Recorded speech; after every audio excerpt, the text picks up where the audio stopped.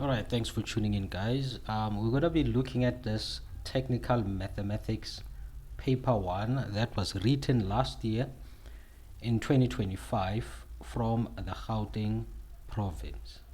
Right, so we're going to go through the entire question paper starting from question one. Let me check the rest of the question paper. I think the last question is question 9. Yes, it's question 9, that is integration as well. All right, so there's going to be a range of topics to be discussed here.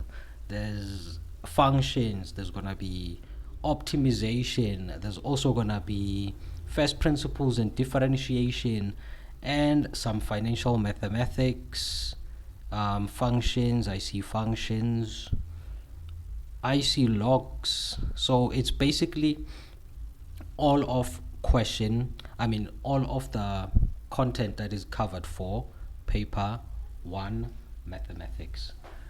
Okay, so let's start with question 1. So the question 1 is just a basic, or just the usual stuff. You would expect to find equations, inequalities, systems, and some binary mathematics. So we're going to be discussing this question 1. Starting with 1.1.1, they want us to solve the x minus 3, 2x plus 4 equal to 0. So the two brackets are multiplying each other. So we have 1.1.1, that is x minus 3, first bracket, 2x plus 4, the second bracket. This is equal to 0. Okay, nothing crazy here. There's nothing crazy. It's already affected quadratic set, right? It's already a factored quadratic equation that is equated to 0. So this basically tests your understanding of the 0 property. So if two things are multiplied to give 0, at least one of them must be 0. So that is the basic idea with these types of questions. So we take the first bracket equated to 0, or the other bracket can also be 0. Let's wait for the pen. Okay, cool. Plus 4 equal to 0. Then we make x the subject of the formula. So this is the first solution, x equal to 3. Next solution is 2x equal to minus 4. Minus 4, come on, minus 4, divide both sides by 2, then x is equal to minus 2. So this is the second solution for this equation. So x equal to 3, x equal to minus 2. These are the two solutions for this quadratic. Another quadratic equation. How do I know that this is a quadratic equation? The x squared, the squared x, the highest power in this equation is x squared. It's 2. So, but first things first, we'll have to start off by expanding, then simplifying, and then resolving the equation into its standard form. But judging on what's written inside the bracket, correct to 2 decimal places, it means that at some point we're gonna be, well, for this particular question, we should be using the quadratic formula, right? Because if the answer will end up with decimals, it means that it cannot be factored. So let's expand the left hand side as well as the right hand side. So the 5 times x squared, 5 times that negative 3x, it's gonna be 5x squared minus 15x equal to 3x squared, where are you, squared, plus 12 minus 4. Then we continue, 5x squared minus 15x. Let's simplify the right hand side. 3x squared, the 12 minus 4, that is plus 8. Therefore, I'll have to move everything over to one side of the equation to express the equation in standard form because it's a quadratic equation. So 5x squared minus 3x squared minus 15 minus 8. It's minus 15x. Okay, let me erase. Minus 15x minus 8 equal to 0. So the 5 minus 3x, that is 2x squared minus 15x minus 8 equal to 0. Okay, so we're gonna jump onto the quadratic equation. Let me just write it on the side and substitute the ABCs. So x is equal to minus b plus minus the square root of b squared minus 4ac, everything divided by 2a. X is equal to b, that's negative 15, plus minus negative 15 squared minus 4a, that is 2c, that's minus 8, everything divided by 2, then a, that is that 2. So x equals to, if you punch this on the calculator, so let's check.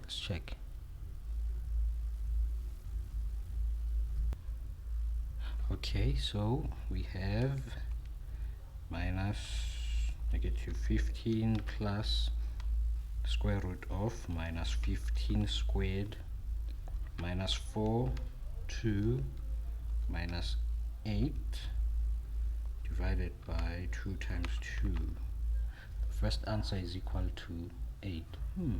Okay, no, it's fine. I think if this is the case, I think even using the factoring method, it's gonna work on this one, right? It's also gonna work. Even completion of the square is also gonna work. Or x is equal to, let's change the sign, minus 1 over 2. So I thought it was gonna be a case where we couldn't get factors, but it turns out we actually can get factors. All right, so this is a quadratic equation simplified. Now for the 1.1.3, we have an inequality equation on that one. So let's do 1.1.3. okay, so we are given the equation x squared minus 4x less than or equal to 0. With a quadratic inequality equation, we need to factor first.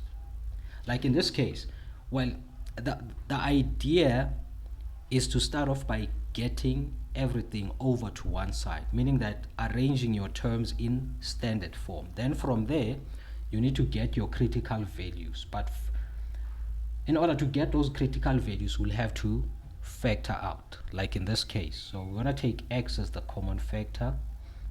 We are left with x minus 4 close bracket less than or equal to 0.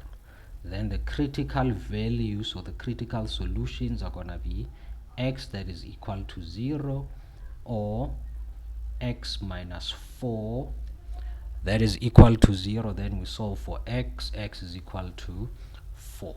Okay, I know there's several methods for simplifying an inequality equation. I'm going to be using the graphical method. Okay, so with the graphical method, you need to make sure that the coefficient for x squared is always, you make sure that you get it to be positive. You get it to be positive. What's wrong now? You get it to be positive. Okay, you start off by rearranging your terms and expressing them in standard form and making a, the coefficient of x squared, to be positive.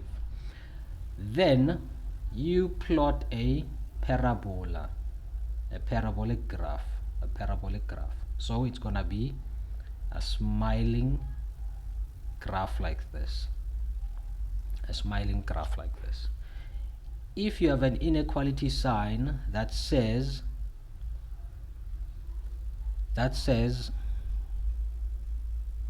if you have an inequality sign that says less than or equal to, it means that your solution is going to be below the x-axis. Your solutions are going to be here, meaning that it's going to be between 0 and 4, right? So the 4 and the 0 are the x-intercepts for the parabola, right?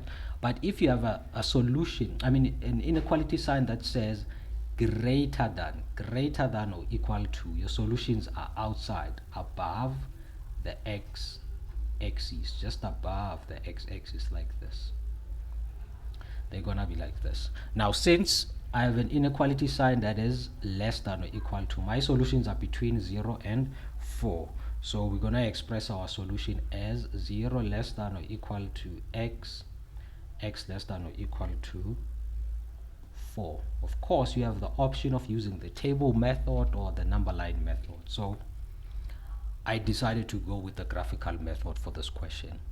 All right, then 1.2.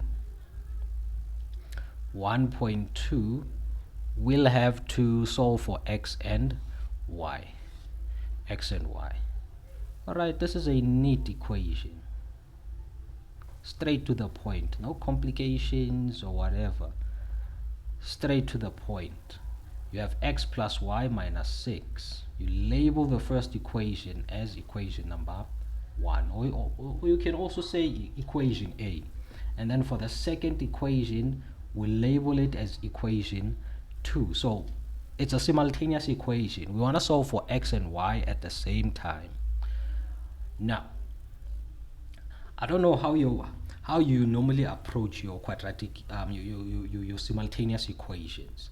The idea here is that you need to take either equation 1 or equation 2 and make x or the y the subject of the formula, and substitute that equation you just created into the other equation. So for this case, I'm going to take equation 1 and make x the subject, or you can also make even y the subject if you want to. All right. However, I would avoid using equation 2 in a case where the variables are multiplying each other. Try avoiding using such variables in creating the third equation. So hence we are taking the first equation and making either x or y the subject. So I'm going to make x the subject in this case. So x transpose y transpose x as well. So it's going to be 6, positive 6, and then the y is going to be a negative y. We just generated the third equation. Now sub the third equation into equation number 2, So where there's x, I'm going to substitute 6 minus y. So it's going to be 6 minus y, open bracket. No, I don't have to open a bracket for that y. So it's going to be y equal to 8. So in the place of x, I substituted this. I have 6 minus y multiplied by y, this y right here. Then we multiply, we're going to have a 6y minus y squared equal to 8. Then I'm going to transpose this over to the right hand side. 0 is equal to positive y squared minus 6y plus 8. Okay, you can also bring the 8 over to the left hand side, but what I'm trying to achieve or do by moving everything over to the right hand side is just to make the coefficient of the y squared to be positive. So I think we can use the factoring method for this one.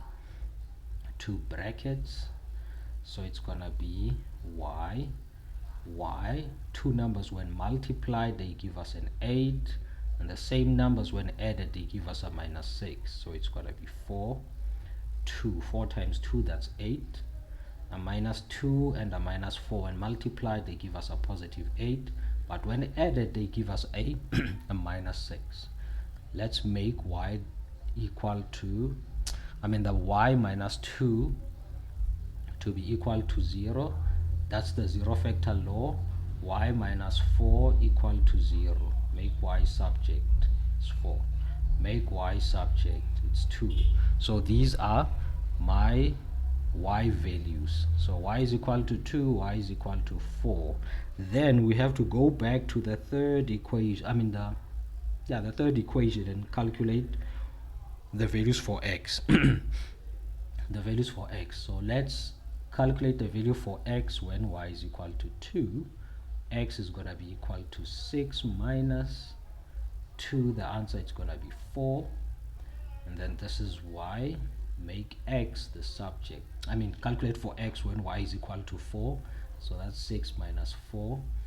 Therefore x is equal to 2. So these are my solutions for the simultaneous equation.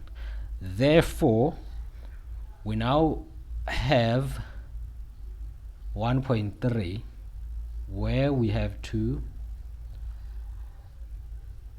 manipulate an equation. So the electrical current I can be calculated by using the formula I is equal to E over, let me just write it down, I is equal to E divided by capital letter R plus small letter r, where E represents the electromotor force, R the internal resistance, and then R the external resistance. 1.3.1. They want us to make R, the small r, the subject of the formula. Okay, so you are presented with a equation. The equation has a fraction. Okay, it has a fraction. So to simplify or to make your life easier, start off by eliminating that fraction. You have a bracket. In a case where you have a bracket, you'll have to eliminate that bracket.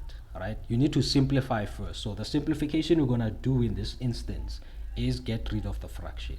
So I'm going to say I equal to E over R plus small letter r. So the idea is to isolate or make R the subject. Isolate. So the LCM, you can think of it, or you make use of the LCM concept, or you can just say I'm gonna divide the left hand side by 1 and do a cross multiplication like this. Okay, either way we're going to end up at the same solution. So I times r plus small letter r, it's going to be I r plus small letter r is equal to 1 times E is E. Then we distribute the I, it's going to be I r plus I r equal to E. Remember, we want to isolate the small letter r. We want to isolate this. So everything else on the left hand side must be transposed to the right hand side. I'm now left with I small letter r is equal to E minus I r. Then we divide by I on both sides of the equation. So it's going to be I, cancel, small letter r, the internal resistance, E is equal to minus I r, everything divided by I. So this is us making r the subject of the formula. Now for the second part of the question, we are given values for the current, the electromotive force, as well as the external resistance, the big R. So they want us to calculate the value of the internal resistance. So we are using the same formula we calculated in the previous question. This equal to E. So they're just saying take that equation you calculated above and calculate, or just substitute the values and calculate the small r. So what is E? Big E we are given as 13,05 minus what is current, that's 5, multiplied by what is big R, it's 2, divided by what is the current, that is 5. Alright, that is 5. So this is gonna be 13,05 minus 10 divided by 5. So simplifying further, do they say that we should round off the answer? No. Okay, but I'm gonna do it anyway and round it off to 2 decimal places. Let's check the instructions. I think they do. Okay, if necessary, round off answers to 2 decimal places unless stated otherwise. Okay, just following the instructions, the provided instructions. I'm gonna say 13,05 minus 10 is equal to divided by 5. So the answer is 0,61 ohms. Those are the units for current, resistance. For resistance. All right, for the last question, we have some binary maths. Calculate 11012 minus 3 and leave the answer in binary form. So first of all, we need to convert the 3 to its binary counterpart. All right, so binary to its binary counterpart. So to convert 3 to its binary, the 3 will become 112 equal to. Now we need to align and subtract as in decimal, but remember we need to be borrowed. But remember the borrowing process when working with binary numbers. So let's do it step by step. So we're gonna do the following. We're gonna say let me think.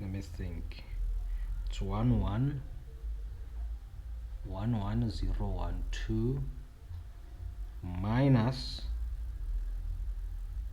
00112. This is me aligning. Then I will subtract.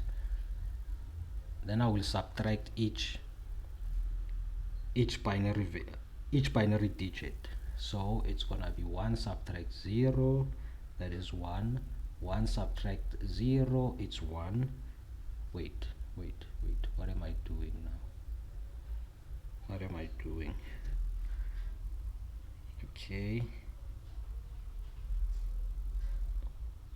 Okay, let's see. Oh, okay, so it's gonna be 1, and then it's gonna be 10, 0102. This is the answer. All right, this is the answer. Okay,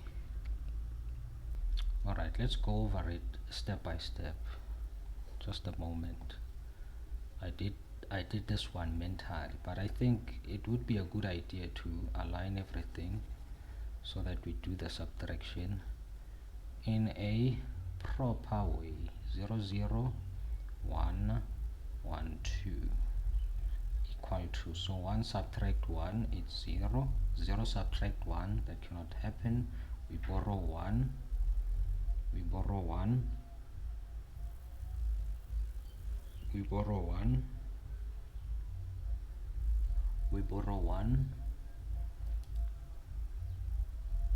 Then we end up with 1 0, then 1 2, like this. Okay, so that concludes our question 1. Let's head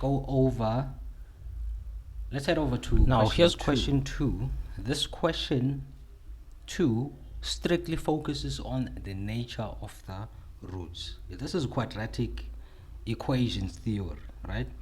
Finding a solution or doing an analysis on the quadratic equation and determining the nature of the roots without having to solve the equation. So we are given 2.1 f of x as 2x squared plus x plus 6.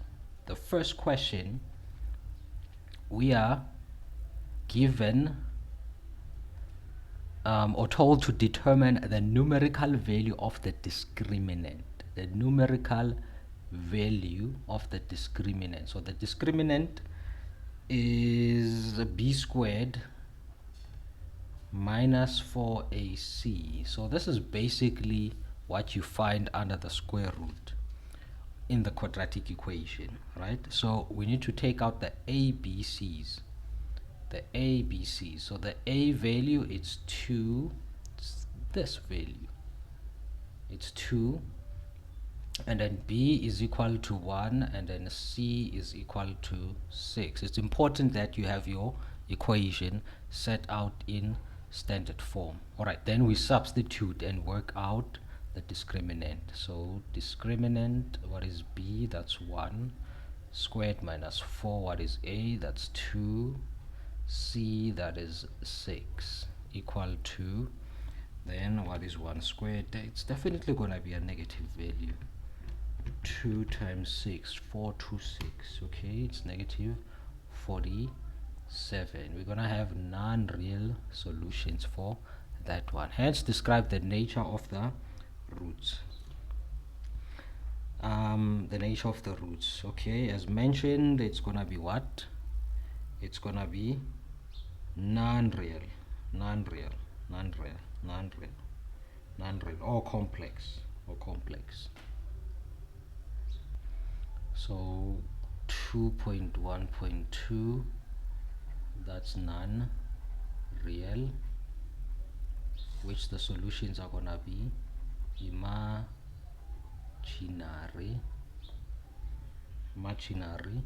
and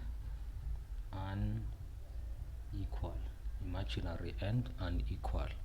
Then for the last question, 2.2, determine the numerical value of t for which the equation will have non-real roots without solving the equation. In order for your equation, let me just start off by writing the entire equation as it is. I'm just copying it down and then just highlighting the ABCs. A, it's gonna be minus 1, and then B, that's gonna be 3, and then C, it's gonna be 2C. So C, it's gonna be 2C, right? So the T there, it's not a variable.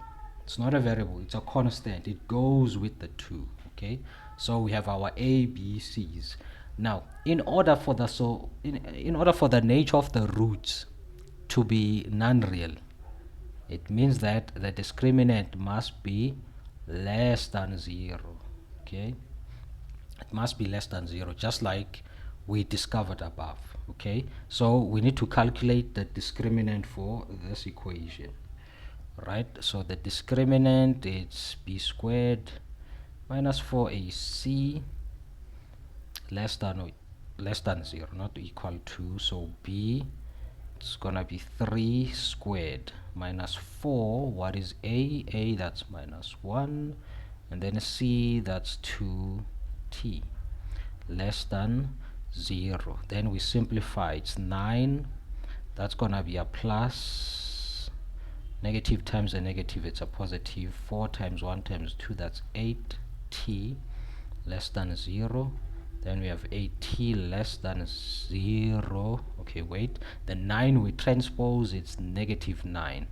Then we divide both sides by 8. These cancel, then t should be less than negative 9 over 8. So for any t value that is less than negative 9 over 8, it means that the equation will have no real roots. This is a common type of equation where the discriminant becomes an inequality tool, right? So in technical context, like control systems or signal processing, if you are into electrical if you are doing something electrical engineering related, you know what I'm talking about.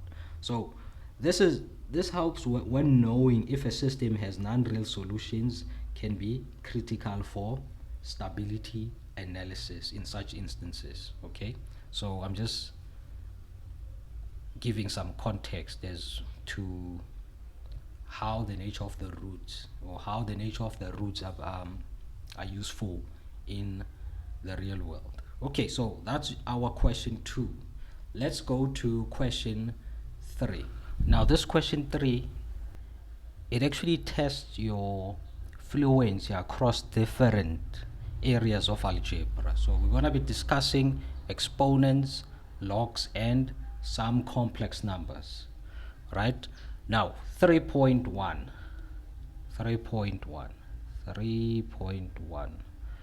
They want us to simplify the following without the use of a calculator. You don't just punch this on your calculator, you need to simplify. Alright, you need to simplify. So let's do 3.1.1. 2 raised to exponent minus 2 times 5 raised to exponent 0 divided by 3 raised to exponent minus 1. So you need to know your exponential rules with this question, for this question. So we know that any number raised to exponent 0, that is what? It's gonna be 1. So it's gonna be 2 minus 2 multiplied by 1 divided by 3 raised to exponent minus 1 equal to. Now I have a power with a negative exponent. This becomes 1 divided by 4, because 2 raised to exponent 2 is what? It's 4. We don't like working with negative exponents, so by all means necessary, try to solve for negative exponents, just like we did here. Right? I think it would have been easier if the powers, this power and this power, had the same base. Let's say maybe the numerator had a base of 3. We just gotta divide and subtract the exponents. But because the powers don't have the same basis, so we need to just deal with the negative exponents. That is why I'm changing that 2 raised to exponent minus 2 to a 1 over 4. And then the 3 raised to exponent minus 1 is going to be 1 over 3. Then we tip and times. It's 1 over 4 times 3 over 1 equal to this times that. It's going to be 3 over 4. We multiply the numerators and then we multiply the denominators. We end up with a 3 over 4. A 3 over 4. Alright. Okay, so therefore we have 2 times cube of 8a raised to exponent 2 close bracket 3 over 2. Okay, all right. If you feel a bit lost, or with exponents, working with exponents can be a bit tricky sometimes, right? So you don't really know where to actually start or what to do to start with.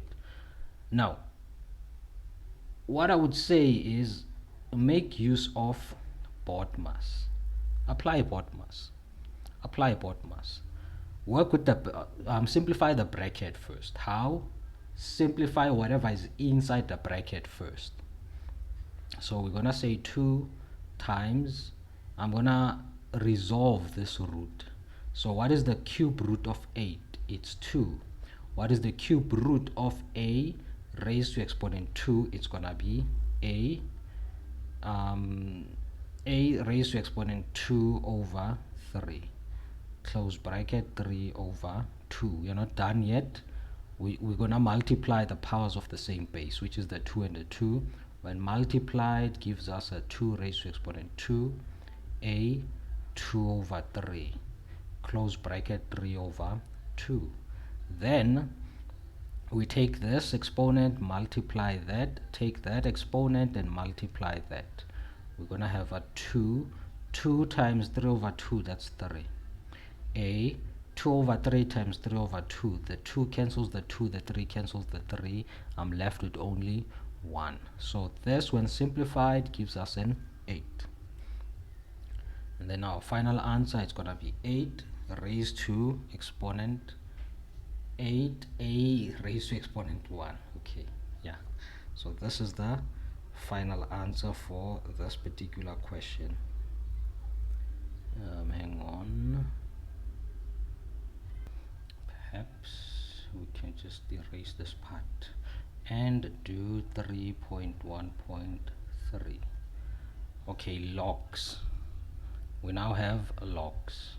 Yeah, ne? So with this, you need to know your log rules. Log 3, 32, and then we have log 16, 243 multiplied by 1 over 5. Multiplied by 1 over 5. Alright, you know what? This looks very messy, but it's a classic logarithmic chain that collapses nicely if we use the change of base properly. Né? So what we can start off by doing is changing the 8 to its prime base. So it's gonna be 2 raised to exponent 3, and then this one it's gonna be log 3, 32, it's 5, I think. Yeah, it's 2 raised to exponent 5, 2 raised to exponent 5. I'm changing that 32 to its prime base as well. Then we have log 16. 16 is a perfect square. 16 is a perfect square. Let's change it to its prime base as well. It's gonna be 2 raised to exponent 4, and then the 243, it's gonna be 3 raised to exponent 5. Let me check. Yeah, 3 raised to exponent 5, close bracket, then we have 1 over 5. Alright, so we are trying by all means to collapse this thing, but we need to start off by changing the prime, changing every value to its to its prime base. Now this is a log definition, right? You have a number with you have a log with a base that is the same as the number over there, so it's 2. So this just becomes 3, because log 2 is actually what? 1. It's just 1. Okay, it's just 1. I'm just gonna drop the 3. Well, let me just take it step by step. Let me not be lazy. Log 2. So I just drop the exponent, and then for this one again I'm gonna drop the exponent. It's gonna be 5 log 3 2, and then for this one log 2 raised to exponent 4, 3 raised to exponent 5. Okay, so the base and the number, they both have exponents. So how do we deal with this? It's gonna be 5. Okay, step by step. So it's gonna be log 3 5 over log 2 4, close bracket, 1 over 5 is equal to, so here we have 3, this is 1, and then 5 log 3 2.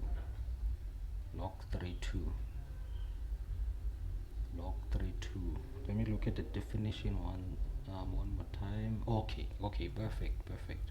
So again, dropping this exponent and the exponent on the denominator as well. It's gonna be 5 log 3 divided by 4 log 2, 1 over 5. equal to, but you can see that 1 over 5 when multiplied by that 5 gives us what? A 1. So I'm just gonna cancel these ones out. I'm gonna be left with 3 log 3, then 2, and then taking this and simplifying it using the log definition that says log b a is equal to log b over log a. So I'm just reverting this. It's gonna be 5 over 4 log of 2 3. This is gone because it cancelled with that 5. All right, pay attention to this. It's log 3 2, and when compared to this, it's log 2 3. Log 3 2, log 2 3. These are reciprocals of each other, so when multiplied they're gonna give us 1. This times that gives us what? 1. Now we multiply this fraction with that 3. 3 times 5 over 4, that's 15 over 4. So our final answer is gonna be 15 over 4. Okay, so 3.2,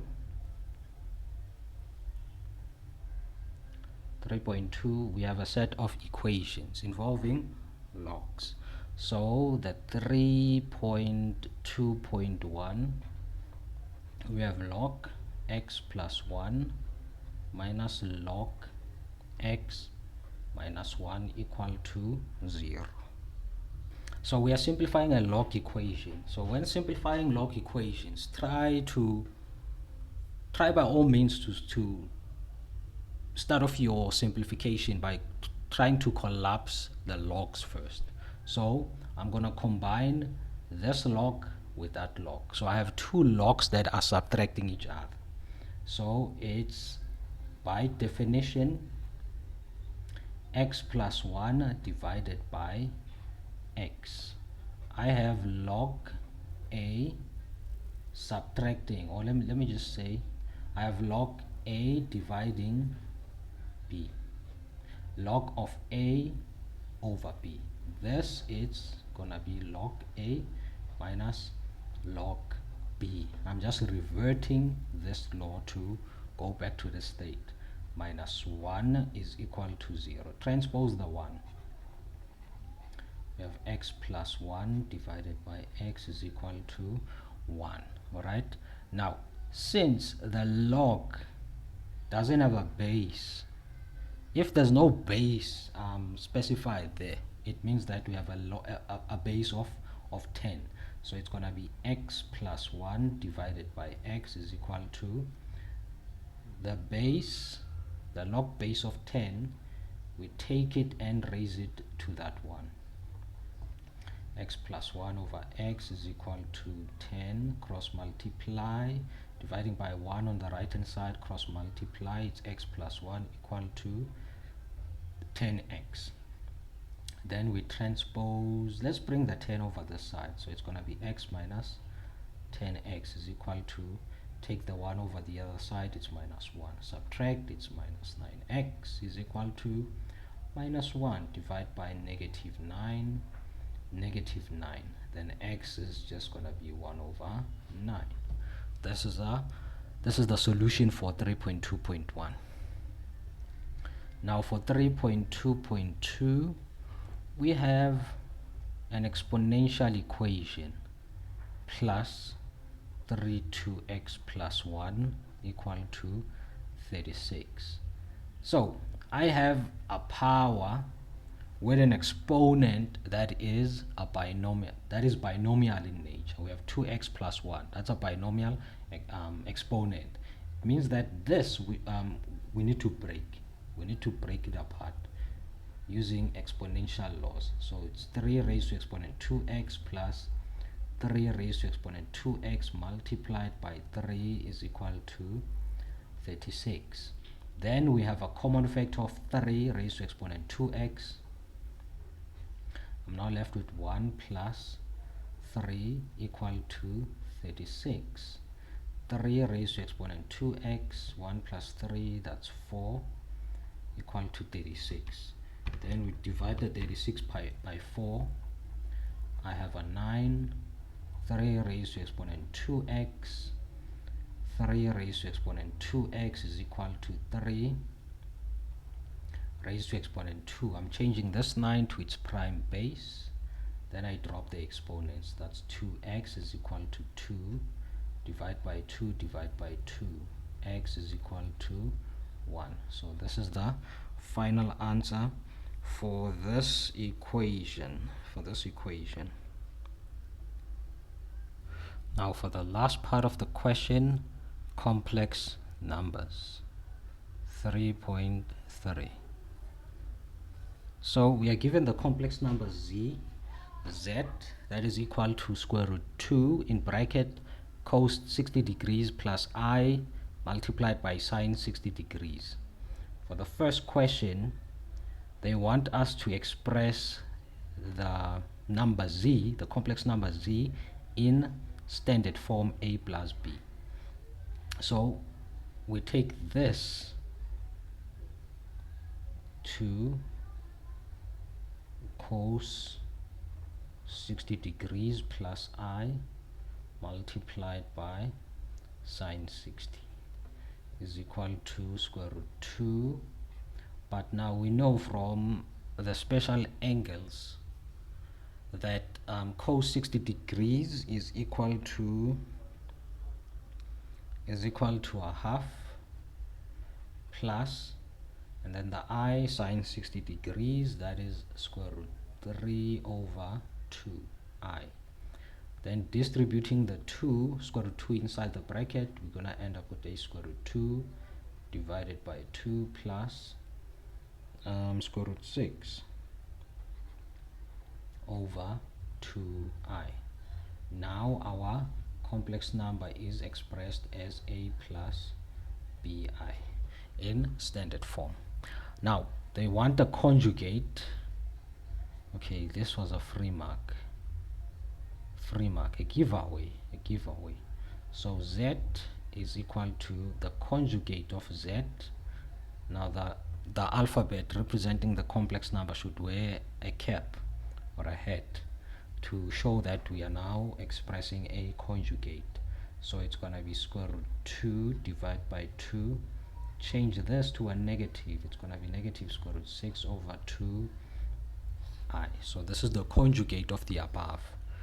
Now they want us to represent z on the Argand diagram on the complex plane on the answer sheet provided. Let me check if I can't bring the answer sheet to the blackboard. Okay, got it.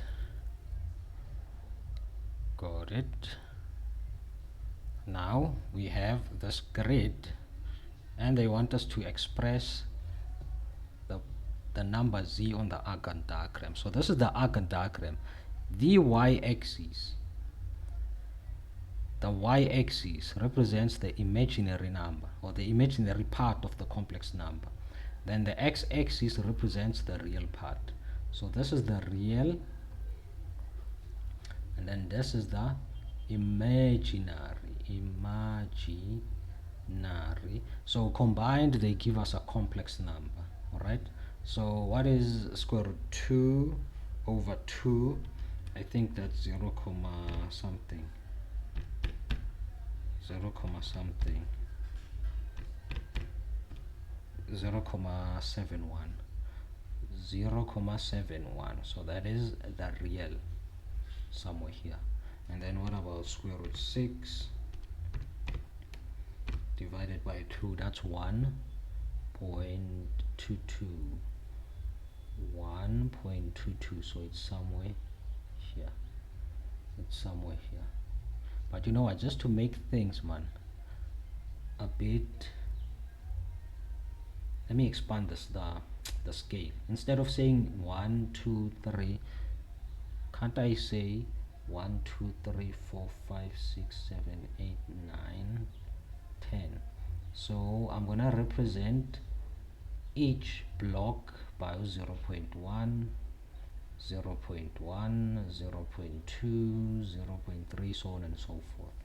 Now since each block is represented by 0 0.1, okay, 0 0.1.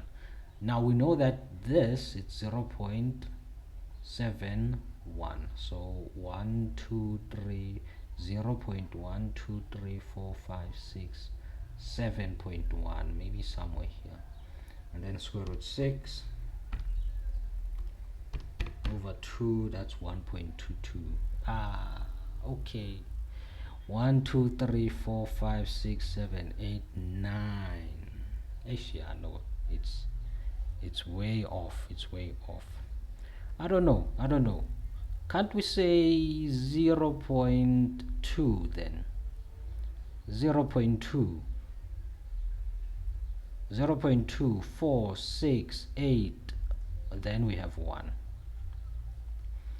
2 4 6 8 10, then it's 1. Yeah, let's do that.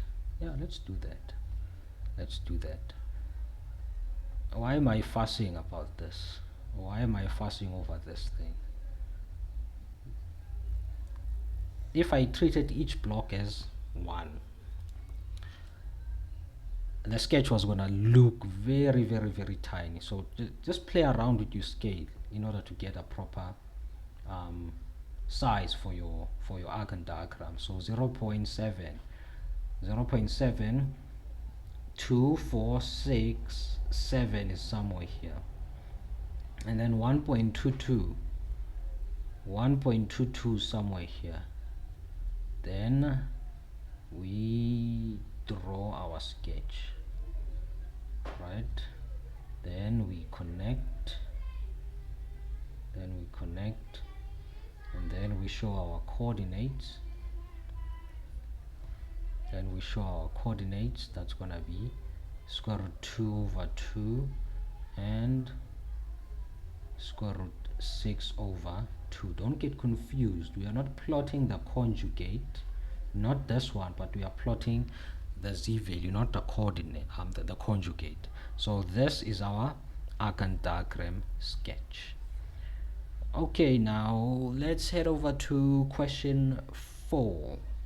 I hope you're enjoying the content so far, guys. If you do, please leave a like. You have a question so far, let's talk in the comment section. You find some value, don't forget to share with your friend. Okay, so let's head over to question 4. Let's talk about question 4. This question 4 is a powerhouse of functions, graphs, and there's gonna be some analytical geometry there and there, right? So this question, we're gonna be interpreting some functions, we're gonna be manipulating some of the functions and finding the connection that exists between the function types. So we have 4.1, we have 4.2, we also have 4.3, which is the last part of the question 4. In total, I think the question weighs about 32 marks, so it's quite a lot. It's quite a lot of marks. So functions, they normally carry a lot of marks. So let's start with 4.1. So for 4.1, we are given the functions of f and g, which are defined by f of x, which is a straight line, and then g of x, which is a parabola. Okay, so for the first question, they want us to calculate or determine the turning point of g. So the turning point of g, but first, okay, let me find some writing space. Okay, cool. Let's grab a black pen. Okay, cool. All right, so turning point, out of the two functions, function number 1, perhaps let me write here, function number 1, the first function, and the second function. The first function is a straight line. It doesn't have any sort of turning points. The only function with a turning point is the second one, which is the parabola. Okay, so the parabola comes in two forms. we have the standard form equation, which is the ax squared plus bx plus c equal to 0. Then we also have the second form, which is this one, ax minus p squared plus q equal to 0, which is referred to as the turning point form equation. It's the turning point form. Okay, so there's a way of finding the turning point coordinates from the standard form equation, which we use this to calculate the x coordinate. Then we take that x coordinate and substitute into the original equation. But we're not going to do that for this particular question. We're going to take out, we don't calculate the turning point coordinates from the turning point form equation. We just take them out. All right, so let me go back to say maybe this color. Yeah, okay, so 4.1.1. right, so the turning point is going to be the x plus 1. We take that, we equate to 0 and solve for x minus 1. We now have the x coordinate for the turning point. Then the y coordinate is just going to be the minus 8. So in the turning point form, the minus 8, you take it as it is. It makes up the y coordinate. And then the x coordinate, you take whatever is inside the bracket, you equate to 0. Then you solve for x. You now have your turning point, which is minus 1 and minus 8. Okay, so this is the turning point for the parabola. We also have 4.1.2. They want us to calculate the x-intercepts of G. Okay, so the x-intercepts, we say 2x plus 1 squared minus 8, we equate to 0, right? Because whenever we calculate an x-intercept, we let y to be equal to 0. So you're going to place or take the entire equation and equate it to 0. All right, one might think, you know what, I'm just going to FOIL out the two brackets and use the quadratic formula and get my x values. Okay, and get my x values. That's one way of doing it, but that's the longest way. All right, that's the longest way. The easiest way out here would be to take the 8, we transpose. We now have the bracket equal to positive 8. The 8 changes sign on the other side. Then we divide both sides by 2. This cancels this. And we have x plus 1 raised to exponent 2 equal to 4. Then we take the square root. We have a plus minus. X plus 1 is equal to plus minus 2, because whenever we take a square root of a number, it ends up with a plus or a minus, right? Because when we square the positive 2, it gives us a 4. When we square negative 2, it also gives us a positive 4. So that is why we end up with a plus or a minus each time we square root the number. Okay, so therefore my x is going to be the plus 2 minus 1. X is equal to 1. So this is the first one. And the other x, it's going to be x equal to minus 2 minus 1. X is equal to negative 3. Here we go. So these are the x-intercepts for G. But just write them as coordinates like this. Negative 3 and 0. Okay, so we now have our x-intercepts of G. 4.1.3, determine the points of intersection of the straight line as well as the parabola where x is greater than 0. Show all calculations. All right, so when it comes to points of intersections, when you calculate points of intersections, involving functions. You take those two functions, you equate them, then you solve for x, and then you work out the y values. So where the two graphs intersect, it's where the both graphs are equal. Points of intersections, it's where both of your graphs are equal. Hence we are equating the f and the g in this case. So the f, it's the straight line, that's minus x plus 1 equal to 2x plus 1 squared minus 8. Okay, then we have the minus 8 plus 1 equal to, okay, for this one, no, we don't have a choice. We don't have a choice but to FOIL out that bracket. So it's going to be a 2x squared plus 2x plus 1. So it's two brackets. It's x plus 1, x plus 1. You take these two brackets, you FOIL them, then you combine any like terms, you end up with something like this. Minus 8. Then let's remove that bracket.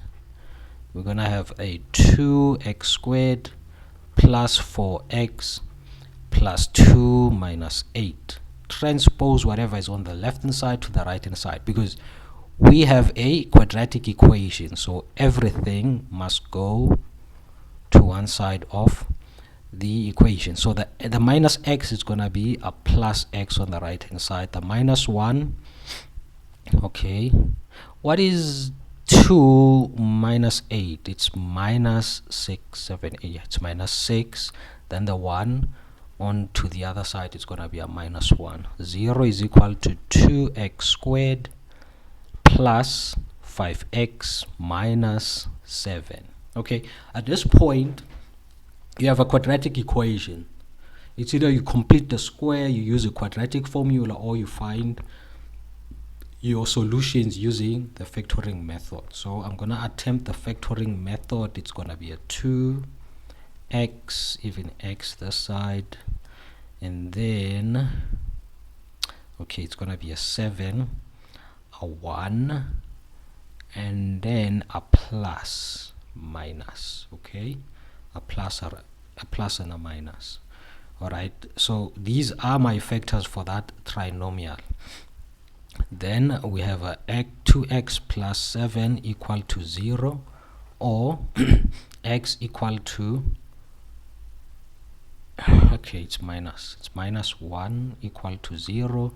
Transpose the 1 is equal to positive 1. Therefore x is equal to 7. Okay, minus 7, divide both sides by 2. They cancel, x becomes minus 7 over 2. Minus 7 over 2, that looks like a 3. Okay, yes, here we go. So x is equal to 1, and x is equal to negative 7 over 2. But now, going back to that statement, they only want the point of intersection where x is bigger than 0. So this solution falls away. The x equal to minus 7 over 2, it drops, it falls. We're not going to use the x to work out the y coordinate for the point of intersection. There's actually 2 points of intersection. It's where x is equal to negative 7 over 2, and another one where x is equal to 1. But we are not interested in the one where x is less than 0. We want only the solutions where x is bigger than 0, which means we go with the x equal to 1. Alright, so I'm now going back to one of the two equations. Now we have the x value for the point of intersection. We need to calculate the y value for the point of intersection. So I'm gonna use the f of x. Y equal to minus x plus 1. Y is equal to minus, where there's x I place a 1 plus 1. Y is equal to 0. Therefore my x it's gonna be 1 and then the y it's gonna be 0. So this is the point of intersection where x is bigger than 0. All right, this one it's not wrong. It's not wrong. It's just the condition of the question that makes us to only use one x value to work out the points of intersections. Okay, so we now have 4.1.4, the last question for the first part of question 4. Let's hide this and do 4.1.4. Determine the range of G. Okay. Determine the range of G. The range. I thought it was the domain. Okay. The range, don't forget. It's the set of all possible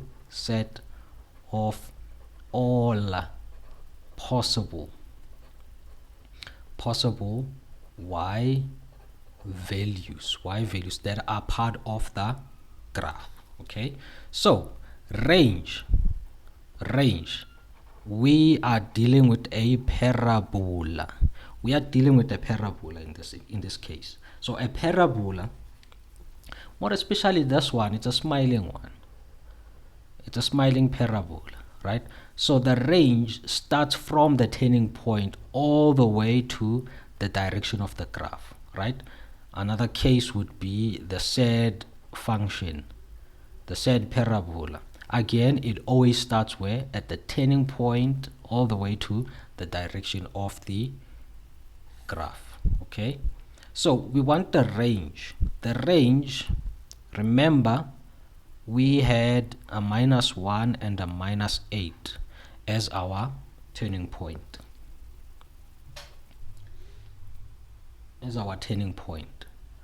Now, to get the range for this function, we consider the y value of the turning point. So the y is going to be greater or equal to -8. Greater or equal to -8. So it always starts here to the direction of the graph. So this is the range of the graph. Okay, so this is 4.1 for question 1. Let's go to 4.2. 4.2. So 4.2, now we are told that the graph below represents the functions defined by h. This one, okay, wait. Okay, this one, h of x, and j of x, which is an exponential function. Now, graph h and j share the same horizontal asymptote, and a is a point on h. All right, so both graphs share the same horizontal asymptote. Okay, but but just keep in mind that a hyperbolic function has two asymptotes. It has a vertical asymptote as well as a horizontal asymptote, but in this case we only have one, and another vertical asymptote, which is the y-axis. So the y-axis also forms an asymptote with the hyperbola. Okay, so now they want us to write down the equation of the asymptote of G. Write down the equation of the asymptote of J. The asymptote of J. Okay, let's use maybe this. All right, so that's 4.2.1. For 4.2.1, the asymptote, it's gonna be y equal to +1. So the +1, it's what gives us the asymptote for the exponential function. Whatever value you find here. So the general form equation for a exponential, it's y equal to ax plus p, right? But other textbooks may use different letters here. So the p value, that is your asymptote. It's y equal to whatever value you find here. So that is why I have y equal to plus 1. So that is the asymptote for the exponential, which is function j. 4.2.2. Hence determine the equation of h. This is h. h of x equal to a over x plus q. Alright, plus q. So in other words, we need to work out the value for a as well as the value for q. Once we have a and q, we have the equation for h. So first things first, I would argue that we do have the value for q. Q is equal to 1.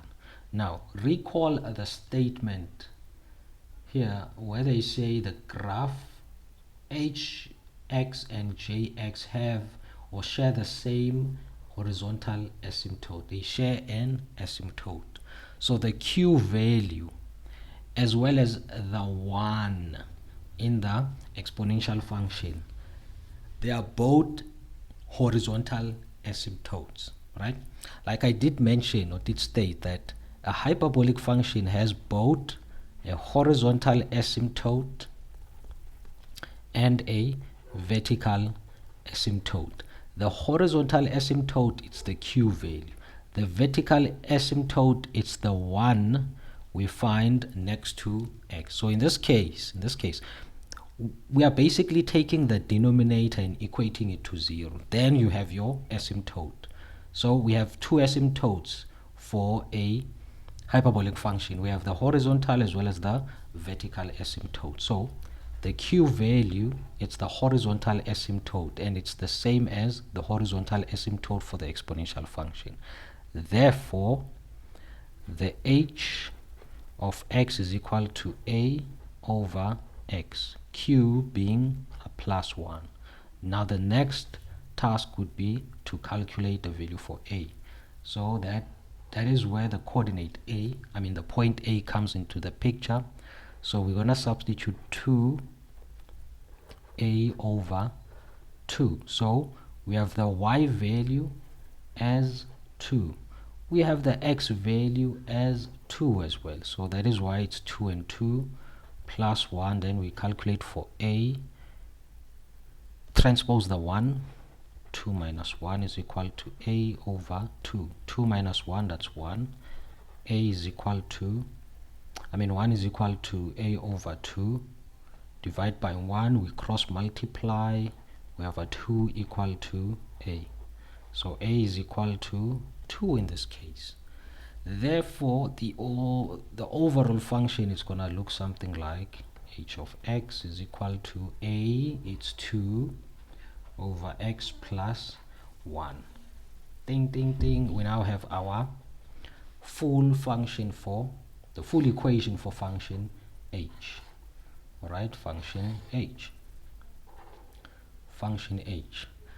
Now, for 4.2.3, they want the range of h. H, we are still talking about what?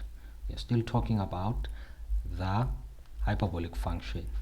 Now, for this, the range, it's gonna be y element of real numbers excluding or except for the horizontal asymptote, right? The range, it's always y element of real numbers excluding the horizontal asymptote. If they asked for, say, maybe the domain would look something like x element of real numbers where x is not equal to the vertical asymptote. Okay, well, in this case the vertical asymptote is just 0, so not equal to 0. So this is 4.2, the second part of the question. Now let's jump to the last part of the question. Again, it's another question on interpretation, this one. However, we have three functions in this case. We have three functions. We have the straight line, which is g. We have p, which is a circle centered at the origin of the Cartesian plane. We also have another hyperbolic function as well, right? Then we have a point of intersection, or a point that is being shared by the circle as well as the hyperbola, which is -3 and 3. They want us to determine, for the first question, they want us to determine the equation of f, which is the hyperbola. So the hyperbola f of x, this is going to be equal to a over x. Just like in the previous question, we want to find a. So this one doesn't have the q value, né? Doesn't have the q value, so we're only gonna determine or work out what a is first.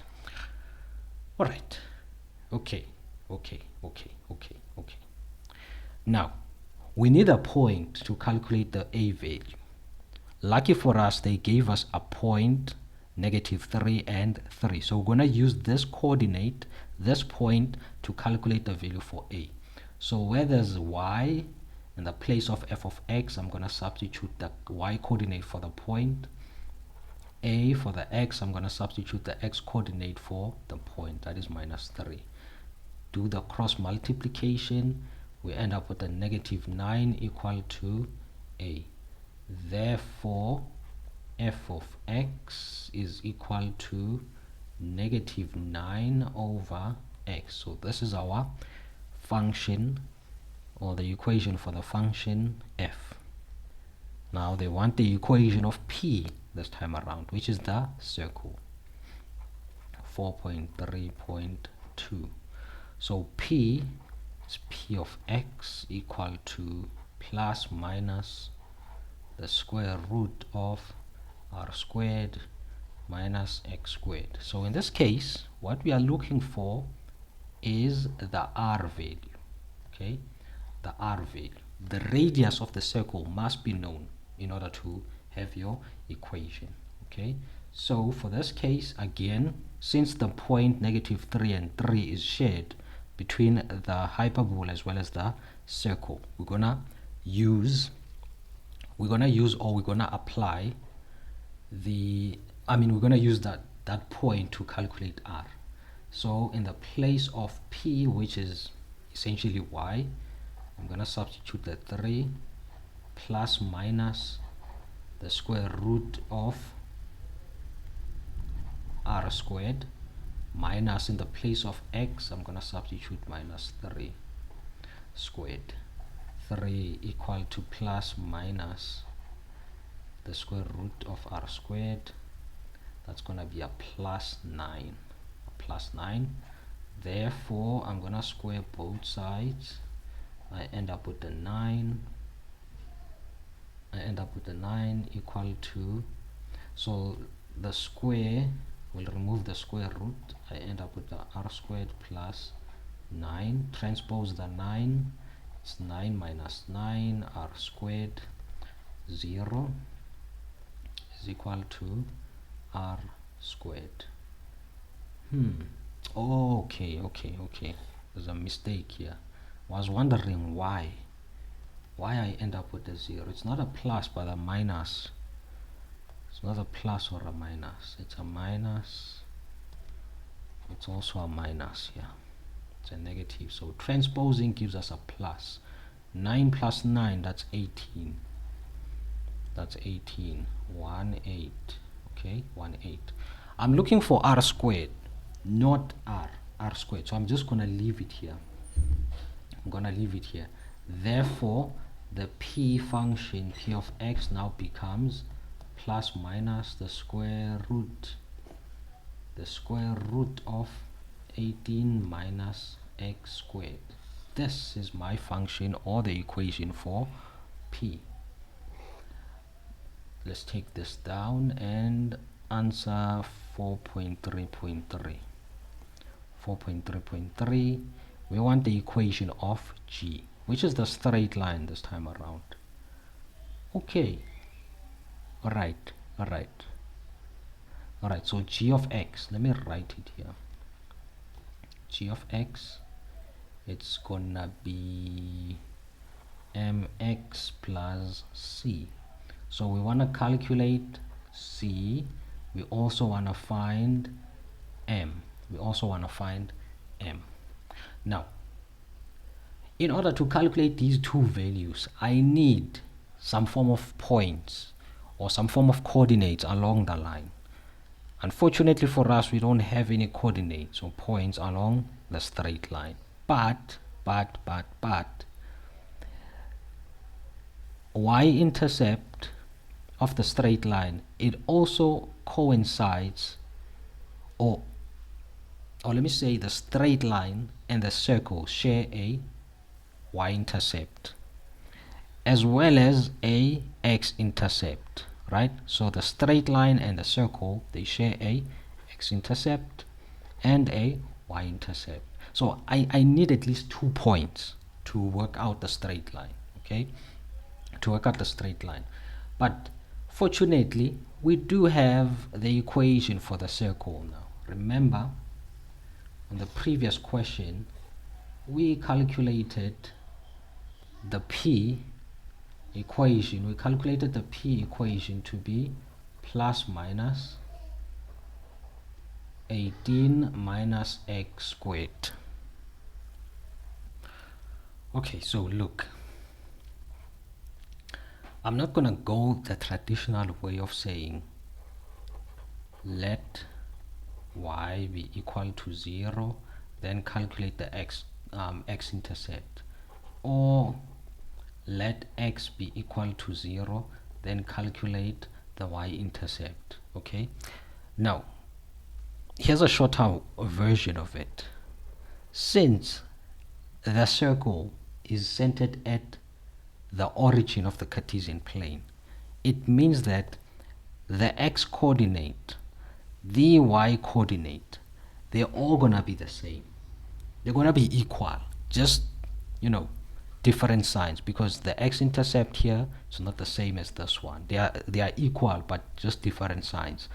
Same goes with this y value. It's gonna be negative. This one is gonna be positive, but the same values. Okay, so this is like saying from here to here, it represents what? The radius. From here to here, it's also the radius. From this point to that point, it's the radius. From here to there, it's also the radius. So since I do have r squared, remember the 18 is r squared, this is what I'm gonna do. I'm gonna say r is equal to the square root of 18. So when simplified, it's just square root 3 square root 2. So this is the radius for the circle. Let me just double check. Okay, yeah, that's correct.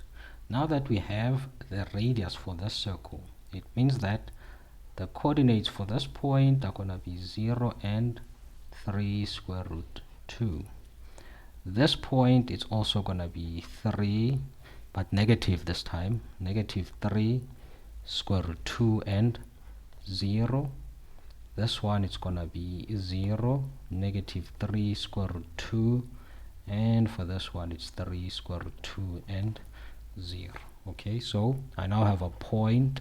I also have another point. Okay, I used radius. I used the radius to calculate the x and the y coordinates. Now that I have the y and the x intercepts, now I can use these points, this point and that point, to calculate the gradient first. And c we already have. C represents what? The y-intercept. Yes, y equal to mx plus c. It's the x-intercept, the y-intercept. So the y-intercept it's basically this point, which is 3 square root 2. Then for the gradient is calculated as m equal to y2 minus y1 over x2 minus x1 equal to, then x2, maybe we can say this is point number 2, this is point number 1, y2, that's 3 square root 2 minus y1, that's gonna be 0 divided by x2, that is 0 minus x1, negative 3 square root 2 equal to, we have a 3 square root 2 on the numerator, and then for the denominator it's the same value. This divided by this gives us 1. Therefore the equation, it's gonna be 1x plus square root 3 square root 2. So our final result, it's gonna be g of x equal to x plus the square root of, come on, it's gonna be 3 square root of 2. This is our final answer. Okay, so that's the equation for g. They want us to write down the equation of the asymptotes of f. Where am I writing? Okay, f 4.3.4. Let's look at the equation f. This is f of x, which is essentially a over x. Now the full generic equation for a hyperbola, that's, by the way, it's a hyperbola. The f function is a hyperbola. The hyperbolic function, the general equation, looks something like a over x plus p plus q. We normally say these, the q and the p, are the asymptotes. If you take a look at the given equation, f, oh yeah, we did work out the equation, and we found a to be what? Did we write? Yes, it was minus 9. It's minus 9 over x. Okay, it was minus 9 over x. Now we don't have p, we don't have q as well, right? So yes, the graph does have asymptotes, right? It does have asymptotes, but since the p and the q are not there, it means that my asymptotes are both equal to 0. So the first one is going to be y equal to 0. Why? Because there's no p, so we just put 0, and then x, we just equate the denominator to 0.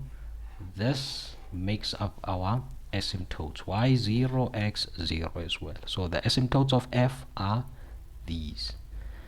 Last question, 3.5. Determine the domain of p. The domain of p. I want you to recall the conversation we had on 4.3.3 when we were calculating the equation for g. Yes, for g, I showed you coordinates 0 and 3 square root 2, and then we also had another coordinate this side, minus 3 square root 2 and 0. Okay, I'm more interested in the x coordinates, in the x intercepts, right? Because that is the domain.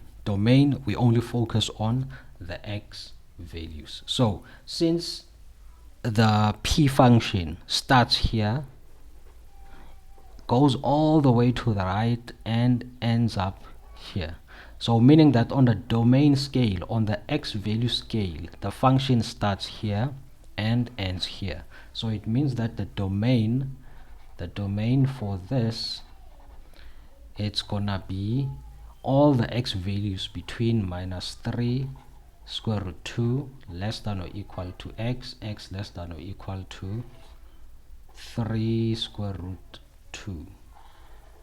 This is our domain for the P function.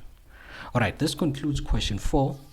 I think now it's time to jump to alright, here goes question 5. It's financial mathematics, growth and decay, and the 5.3 we conclude with a timeline question. Okay, so 5.1, let's get into it. We have a steam in a boiler was heated to 150 degrees Celsius, then allowed to cool. Its temperature T in degrees Celsius was recorded each minute as shown in the table below. Alright, so we see an instance where something is heated, right, up to this temperature, right? Then the heat source was then turned off, right? And then the substance, I mean the steam, was then allowed to cool for a period of how many minutes? 1, 2, 3, 4, 5 minutes. During this duration, temperature was recorded per minute, right? So we see the temperature dropped from 150 all the way to 130 degrees Celsius, right? Now they want us to determine the rate of depreciation. There's a hint in the bracket, so they want us to use the first, this, and the last value. Okay, and the last value. All right, now there's two ways of calculating depreciation. There's the straight line, there's also the straight line, and what's the other one? We have the straight line depreciation and what is it called? The straight line and the reducing balance, right? The exponential one, yeah, the exponential one, and the reducing balance. Okay, why did I hide this? Bring it back. Okay, bring it back. Okay, yeah, the title wasn't supposed to write on that slide. Okay, anyway, now it means that we should be using this formula: a equal to p1 minus I raised to exponent n. Let me explain why. Now, if we take the difference between the two values, I mean, we take the difference between two consecutive values on the table. For the first difference, the 142.8 minus 150, we get a difference of 7.2.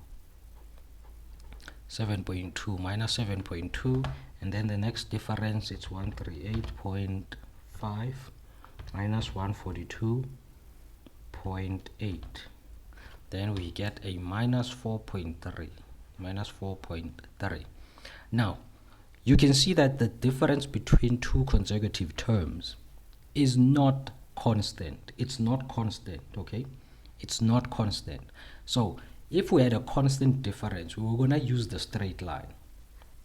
We were going to use this formula: a equal to p1 minus I times n. We were going to use this formula if there was a constant difference between two consecutive data points. However, since we don't have a constant difference, it means that we should be using the reducing balance or the exponential decay formula. So in this instance, we're going to be applying this one. Okay, so accumulated, or the future value, the reduced value, right? So on the hint, they want us to use the first and the last value. So for the a, we're going to substitute the last value, which is the 130.8, equal to, for the p, the present value is going to be the 150, 1 minus, what is the I is what we want to calculate, it's the rate, n it's 5, it's over a period of 5 minutes. 1 2, yeah, it's over a period of 5 minutes. N represents what? The period. We divide by 150 on both sides. This cancels this, and we leave this as is, equal to 1 minus I raised to exponent 5. Then we take the fifth root as well as the fifth root here, so that this cancels that. Fifth root, 130.8 divided by 150 is equal to 1 minus I. Okay, then we transpose the I becomes positive 1 minus the fifth root of 130.8 divided by 150. Now we can get the value 1 minus fifth root 5, and then let me just cancel this. Okay, 130.8 divided by 150, we have 0.027. okay, however, this value is just in decimal. Okay, it's the I is supposed to be a percentage, right? So the decimal that we got, we're going to take it and multiply it by 100 so that we can change this decimal form into a percentage. So 100 times 0.02712, we're going to have a 2.7%. A 2.7%. Yeah, 2.7% is the rate of decay or the rate of depreciation. Okay, next question, but first let me just take this out. Okay, next question, 5.2. Okay, what do we have here? The annual effective interest rate charged on an investment. Oh, this is the effective. Okay, the annual effective interest rate charged on an investment is 2.5% compounded quartile. Calculate the nominal interest rate of the investment. Okay, so you need to be very careful with this question. They are giving you an effective interest rate, yet it is compounded quarterly, right? Yet it is compounded what? Quarterly. We need to calculate the nominal interest rate. Okay, so the formula, let's start with the formula. We have I effective equal to, in fact, it's gonna be a plus 1 plus I nominal divided by m raised to exponent m. Okay, we are given this, we want to calculate this, but the effective interest rate, it's normally given just as a percentage per annum, right? As a percentage per annum, but in this case they quoted it as a rate that is compounded quarterly. Okay, so it means that we have effective interest rate, which is that 12 point something over a quarterly period, right? Over a quarterly period. Right, let's go ahead and substitute. We're gonna have the 12.5%, so we need to convert that to, so we basically take the 12.5 and divide by 100, right? So then we end up with a 0.125 plus 1 equal to, open bracket, 1 plus, what is the nominal? It's what we want to calculate. I nominal divided by 4, which is quartile raised to exponent 4. Then we add the left hand side, we end up with a 1.125 equal to 1 plus I nominal divided by 4 raised to exponent 4. Then we take the fourth root on both sides of the equation. Fourth root, shift fourth root of 1.125. The answer is gonna be 1,029883,572 equal to 1 plus I nominal divided by 4. Transpose the 1. So the 1 is going to subtract this 1. Then we're going to end up with a 0.029883572 equal to I nom divided by 4. So we're going to cross multiply. So okay, y minus 1 multiplied by 4. So this is what we end up with, and 0.11953. Then it continues equal to I nominal. So we need to take this and multiply by 100 again. Since we want to change this decimal to a percentage, it's going to be 11.95%. So this is the nominal.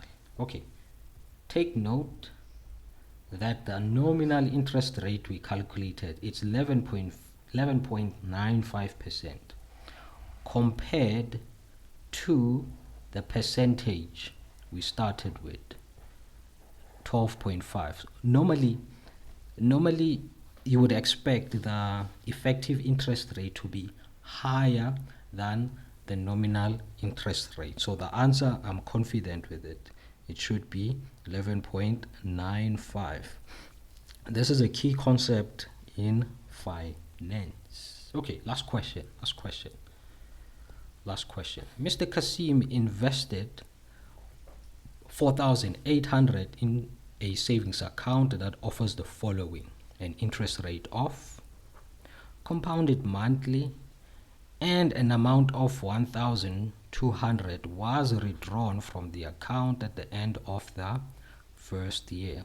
Calculate the total amount of money that will be in the account at the end of the fifth year. So we have an investment in a savings account that is left to grow over a period of 5 years, but something happened in between, or during the course or the lifespan of the savings.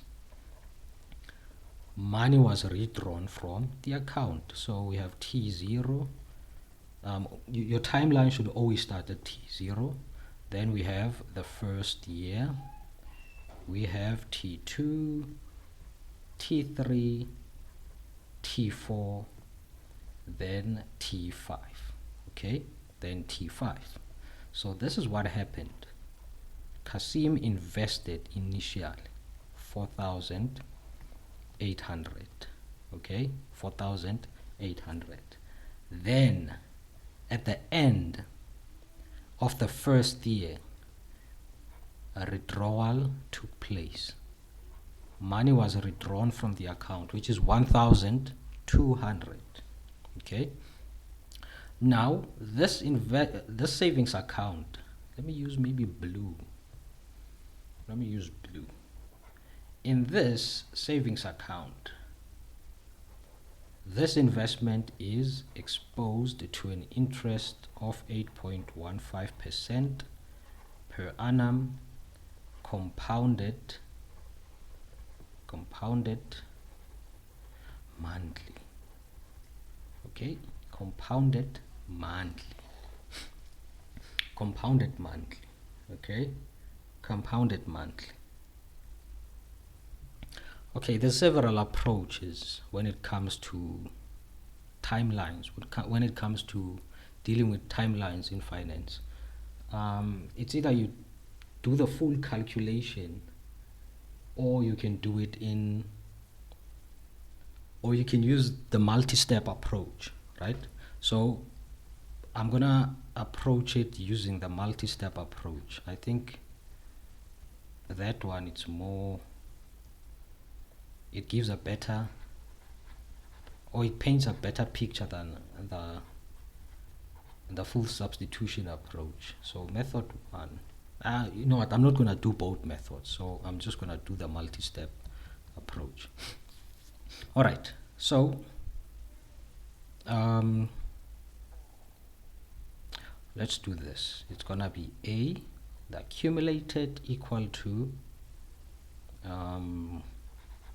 P, the principal, 1 plus, I almost said minus, plus raised to exponent m n multiplied by m divided by m. So I'm using this formula, or introducing the m concept, or using m values in my formula. So because we have a compounding period, which is monthly. Okay, so we come and say amount of money after first year. Okay, amount of money remaining after the first year. So we have this 4,500 rand, 4,800 rand. So this investment will stay in the account over a period of 1 year. So we're gonna say accumulated is equal to the principal amount, which is 4,800, in bracket 1 plus, what is the interest rate? It's 0.0815 divided by 12 raised to exponent n. It's the number of years, so it's only 1 year. The 4,008, it's gonna stay in the account over a period of 1 year before the next transaction, right? Before the next transaction. 1 times 12 equal to 8.15 divided by 12. Okay, no. Yes, okay, 4,008, 1 plus 0.0815 divided by 12 raised to exponent 1 times 12 equal to, we now have, at the end of the year, we're gonna have 5,206,15. So this is the total amount we have in the account at the end of the first year. But when the year ends, something happens, right? A withdrawal is made in the account, is made from the account. Is how much? How much is that? 1,002. So let's work out how much money remains in the account. 5,206.15 minus 1,002. We therefore have 4,006,006,15 remaining in the account. Okay, so at the end of the first year, the amount of money that we have in the account is this. Whatever amount remains after this withdrawal is made, it's gonna stay in the account over the remaining period, which is 1, 2, 3, 4 years. All right, so amount of money at the end of 5 years. at the end of the 5-year period. For the 5th period, it's going to be A equal to the principal, which is this, because we start calculating from T1 after the withdrawal. Okay, so wherever there's a transaction taking place on the timeline, you stop your calculation and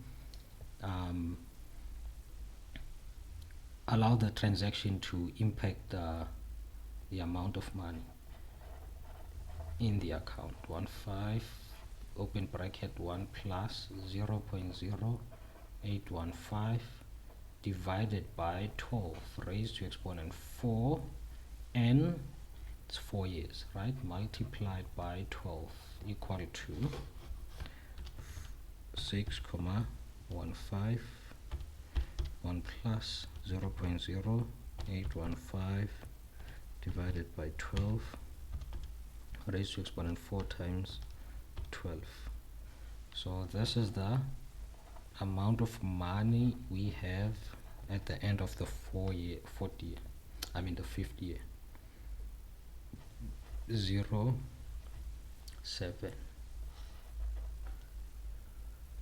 Okay, so this concludes our discussion on question 5. Finance. This was a finance question. Okay, finance question. Now, I think it's now time for question 6. Let me just quickly check what question 6 is all about. Okay, calculus, differentiation. Okay, now let's look at question 6. This question is all about differentiation from first principles all the way up to tangent problems involving tangents. Okay, I'm not so sure about the 6.4. I feel like there's some information missing here, but anyway, we'll discuss the question, the 6.4, once we get to it. Let's start with the 6.1, first principle, right? First principle. What I normally say to my students is that when you are given a problem involving first principle, use the rules of differentiation and get the final answer and write it on the side. Then you can proceed with doing the calculations for first principles. Like, for instance, let's get that derivative using principles of differentiation. So since this is a constant, the derivative of 7 is going to be 0 plus, this is 5x, the derivative of 5x is just 5. So the answer is 5. The final answer is going to be 5. Now, using the first principle, which states that f prime is equal to the limit of h as it approaches 0 of f of x plus h subtracted by f of x, and everything divided by h. Okay, so we're gonna have to find f of x plus h first. F of x plus h is equal to, so we take the function f of x. In the place of x, we're going to substitute x plus h. So it's going to be a 7 plus 5 x plus h is equal to 7 plus 5x plus 5h. Okay, then we go back to the first principle formula. F of prime x is equal to the limit of h approaches 0, and then f of x plus h we did calculate. We're just going to substitute. It's 7 plus 5x plus 5h minus 7 plus 5x, everything divided by h, equal to the limit of h approaches 0. Then we have a 7 plus 5x plus 5h minus 7 minus 5x, everything divided by h. Then this cancels that, this cancels this. We are now left with only 5h on the numerator. We then have the limit of h approaches 0, 5 over h. Then the h cancel. We are now left with h approaches 0, 5. Now it's time to substitute h. Since there's no h in this remaining expression, so the answer is just gonna be 5. Remember, the derivative we calculated from from using the differentiation rules. It's the same as the one we got when we applied the first principle. Okay, now let's do 6.2. 6.2, they want us to find the derivative of f if f of x is equal to 2 root x minus 3x minus 1 plus 4. Okay, plus 4. I cannot get the derivative. Meanwhile, there's a square root in the expression, so we need to resolve that that square root. So it's going to be a 2x raised to exponent half minus 3x minus 1 plus 4. Now there are no brackets, there are no roots, there are no fractions, all that stuff, it's all gone now. We can now get the derivative. So it's going to be f prime of x is equal to a half times 2, that's 1. X a half, take away 1, we're going to have a negative half minus, negative 1 times negative 3, that's positive 3. X minus 1, take away 1, that's minus 2. This is a constant. The derivative of a constant is 0. Therefore, always make it a habit that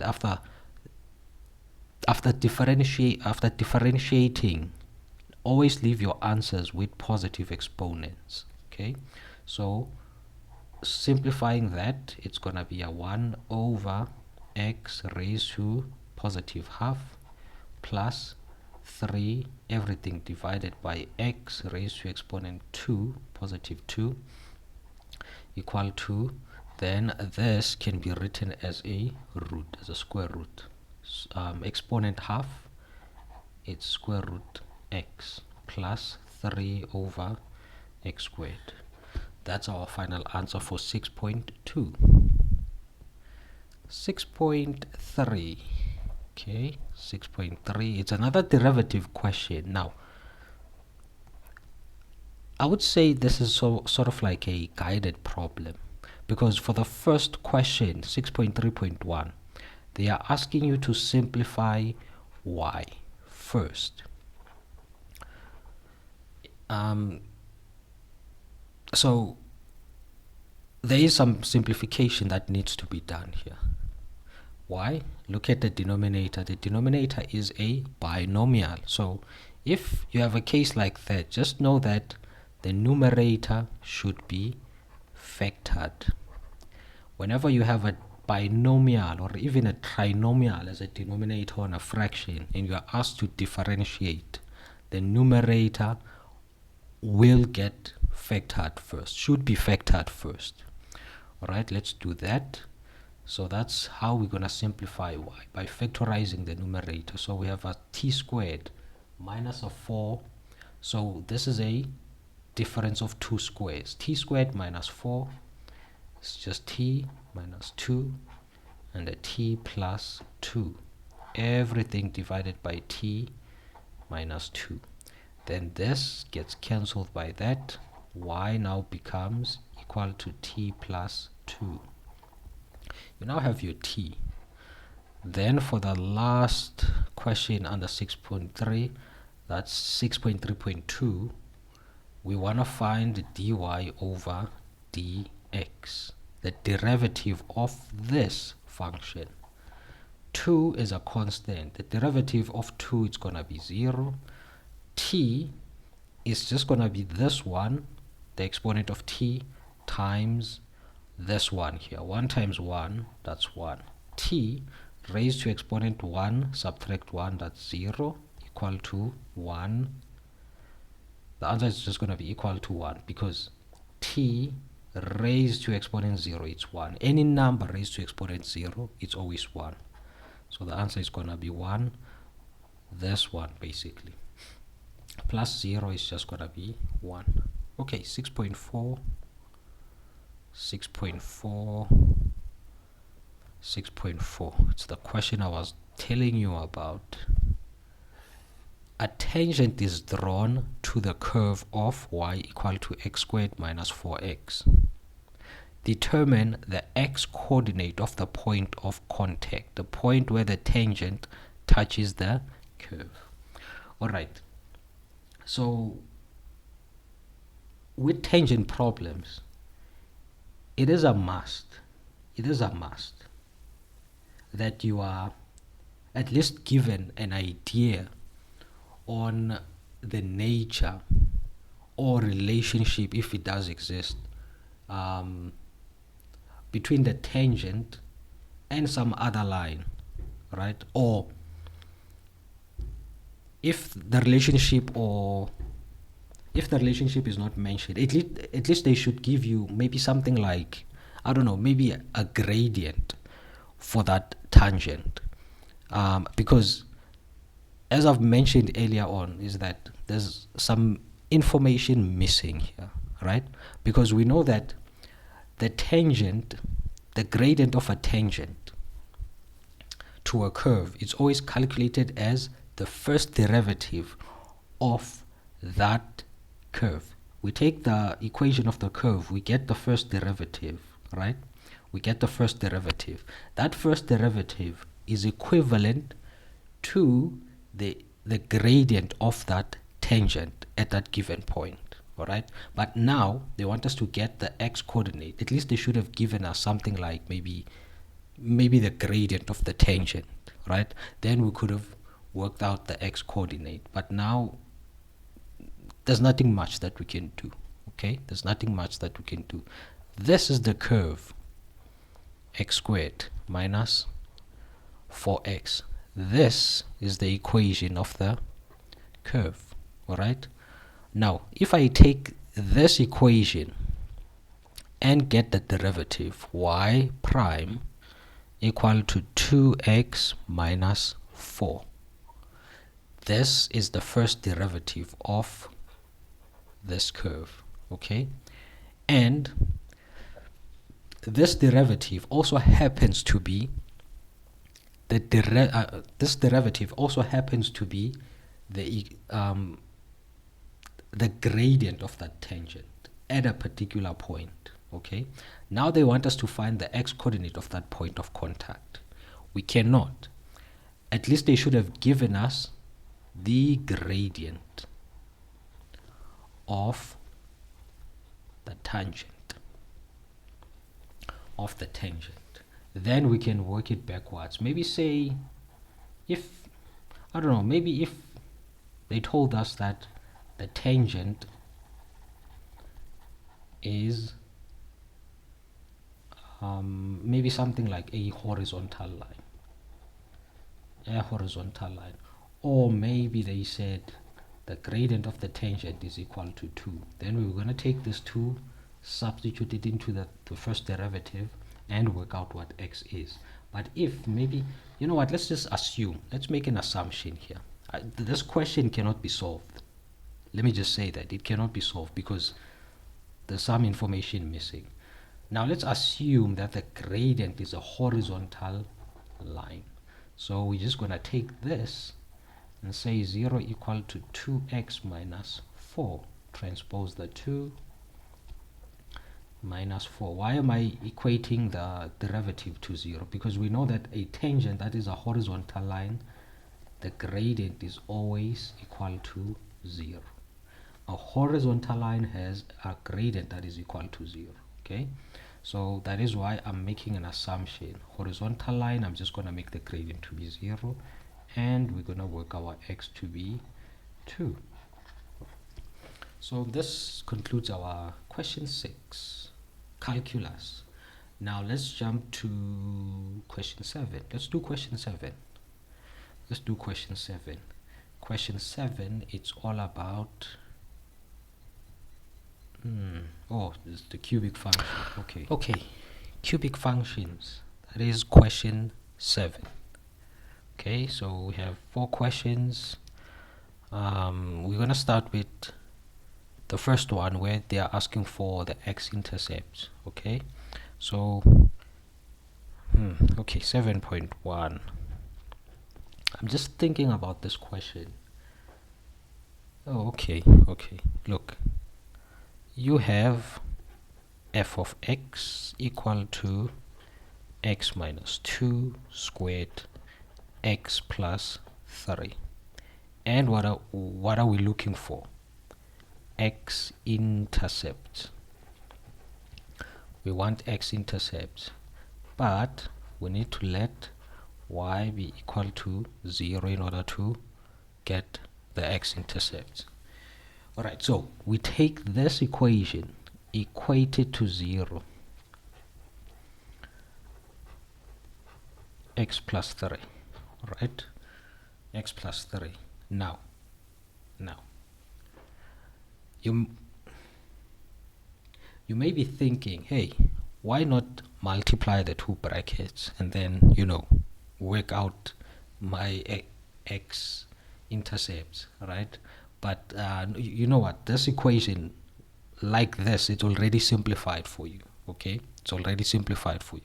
No need for you to FOIL out the brackets. Just leave it like this. Okay, so but what I will do, I'll break that squared bracket to 2 similar brackets, to 2 equal brackets. So it's x minus 2 squared, so it's just 2 brackets that are the same. Alright, then I'm gonna take this, equate to 0, take this, equate to 0, and we do the same with the x plus 3.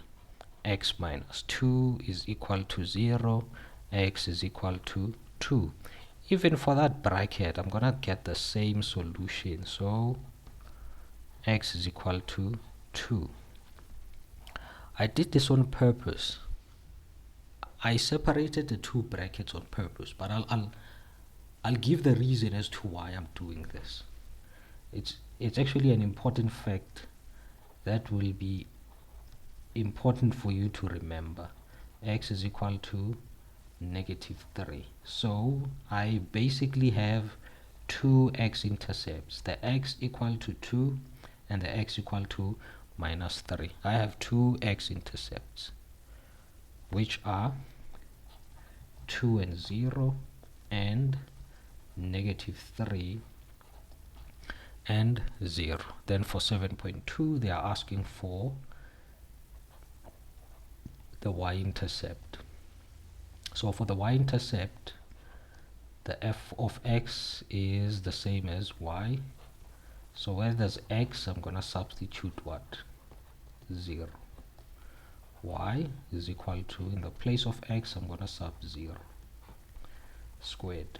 0 plus 3 equal to, we have a 4 and a 3. Y is equal to 12. So the y-intercept is just going to be 0 and 12. Alright, 0 subtract 2, it's negative 2. Negative 2 squared, it's 4. 0 plus 3, that's 3. Multiply the 2, you get a 12. Right, so that's our y-intercept. Okay, for 5 marks, they want us to get what? The turning points. Alright, now the turning points are calculated by getting the first derivative of the original function. So f of x is given as factors like this. I cannot get the derivative when my equation or my expression is like this. So this is a case where I need to FOIL out the 2 brackets, I mean the 3 brackets. So we're gonna start off by multiplying the brackets here. So we have an x minus 2, an x minus 2, and an x plus 3. F of x is equal to x times x, that's x squared, minus 2x minus 2x plus 4 x plus 3. We continue. F of x is equal to x squared minus 4x plus 4, and then x plus 3. Then this x times that gives us an x cubed. This times this gives us a minus 4x squared. This times this gives us a 4x. This times that, it's a 3x squared. This times that, it's minus 12x. This times that, it's a plus 12. It's a plus 12. F of x equal to x cubed. This and this gives us a minus x squared. This and this gives us a minus 8x plus that 12. Plus that 12 for, yes, minus 8. Alright, therefore we can now get the first derivative. First derivative is equal to 3x squared minus 2x minus 8. Then we equate this to 0 and calculate the x coordinates first for the turning points. Right, so 0, you can use the quadratic formula, but I'm gonna get factors for this.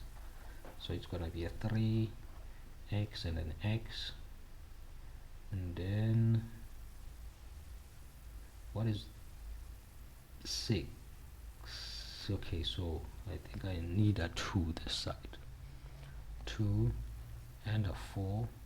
So since it's gonna give me a 6, make it a negative and make this a positive. Okay, therefore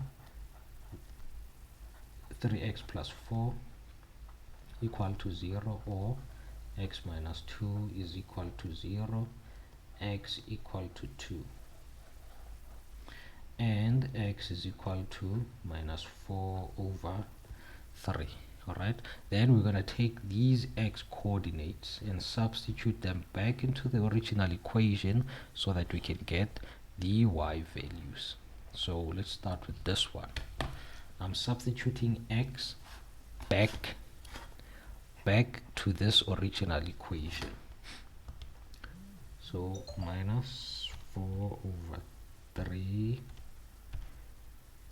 minus 2 squared, open bracket, minus 4 over 3 over 3 plus 3, close bracket. So my y value is going to be equal to 500 over 27, which is 18,52 in decimal form. And we're going to have y for the 2. Since it's 2, so y is going to be 0. Y is just going to be equal to 0.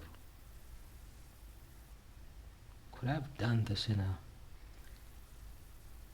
quick, no, I don't think so. Okay, anyway, so we have the coordinates 2 and 0 and minus 4 over 3 and 500 over 27. So this in decimal form, it's 1,333, Alright, so we now have the turning points, we have the y-intercept, we have the x-intercept as well. Now we can go ahead and plot our function. 7.4. Let me bring this up. Okay, let's use black. Let's start with the x-intercepts. 2 and 0, 1, 2. This is 2. Okay, 2, 4, 6, 8, 10, 12, 12, 14. Okay, let's count in twos. Let's count in twos. So it's gonna be 2, 4, 6, 8, 10, 12, 14, 16, then 18. Okay, because the reason why I'm using a scale of 2 is because we have an 18.52, but hence I used every block. I I used a scale of 1. I wasn't gonna be able to capture the 18. Okay, now we can plot. Just keep in mind that each and every block it's divided by 2. Alright, 2 and 0. It's this one. It's this one. And we have a negative 3, a negative 3, and 0. 2, 4. So negative 3 and 0, it's somewhere here. It's somewhere here. So I have a turning point. Now, going back to this and this. If you have two x-intercepts that are the same, it means that on that x-intercept, you're going to have a turning point. Like in this case, I had two x-intercepts that are the same, x equal to 2, x equal to 2. It means that at this point, there's also going to be a turning point around here. That is why x equal to 2 is also a turning point, which is the same as x equal to 2, x equal to 2. Right, so it means that I will have a turning point as well as a x-intercept at the same time. Okay, before I even plot, let me just say this. If a is greater than 0, you're going to have a function that looks like this. If a is less than 0, you're going to have a function that looks like this, which our case is the first case. A is greater than 0. How do I know this? I know this because when we multiplied our brackets, we ended up with a function that looks like this, right? And we know that a cubic function in standard form is x cubed plus bx squared plus cx plus d. This is what I mean, a being greater than 0. So next to the cube, to the cubed x, a, which is 1, is bigger than 0. So we're going to have a function that looks like that looks like this, so our function okay, I think I'm forgetting something, that the y-intercept 2, 4, 6, 8, 10, 12. We have the y-intercept here, that is 0 and 12, 2 and 0, and negative 3 and 0. Therefore, our function is going to look something like this. Turning point as well as a x-intercept. Then you're going to have something like this. It's the same as that one. Okay, so this is our f of x function. Now, if you are enjoying the content so far, guys, I would appreciate a like, a share, and if you have any questions, let's discuss that in the comment section. Now, moving on to question 8. I don't know what you guys call this, but this is another section of calculus, maxima and minima, or optimization, right? We are optimizing a problem. We are looking for a maximum solution or a minimum solution to a given problem. Like in this instance, we are given a closed rectangular gift box with a volume of, okay, so they provided volume, they gave us volume for the enclosed box, and we are also told that, let me get an eraser. Oh no, let's erase it like this. Okay, and we are also told that the width is 5 centimeters. The width is 5 centimeters. This is the width. This is the width of the box. We are told it's 5 centimeters. And the length is x centimeters. So from here, measuring up to that point, we have x centimeters, right? And they're not saying anything about the height in that statement. They don't say anything about the height. Now, 8.1, they want us to write down an expression for the height of the box in terms of x. Okay, all right. 8.1. We're going to use the volume formula, length times breadth times height. We are using this formula because it has the value of h. So we can manipulate the equation and make h the subject of the formula. This formula, the total surface area, the second formula, 2lb plus 2bh plus 2lh, could also be used, but since we are not given the total surface area, this formula now becomes okay, it's not a better option, right?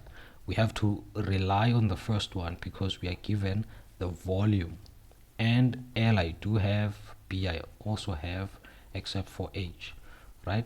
Except for H. Hence we use the second one. I was going to have two unknowns, the total surface area and H. Hence we are using the first one. Now let's substitute all the information we have. Volume, that's 400. Length, x, multiplied by the breadth. Okay, the breadth is the same as saying width, so the width or the breadth is going to be 5 multiplied by h, which we don't know what it is, and 400 is equal to 5 times x times h, that's 5xh, dividing both sides by 5x. 5x cancel. 400 divided by 5, that's 80. That's 80 divided by x equal to h. 400 divided by 5, it's 80.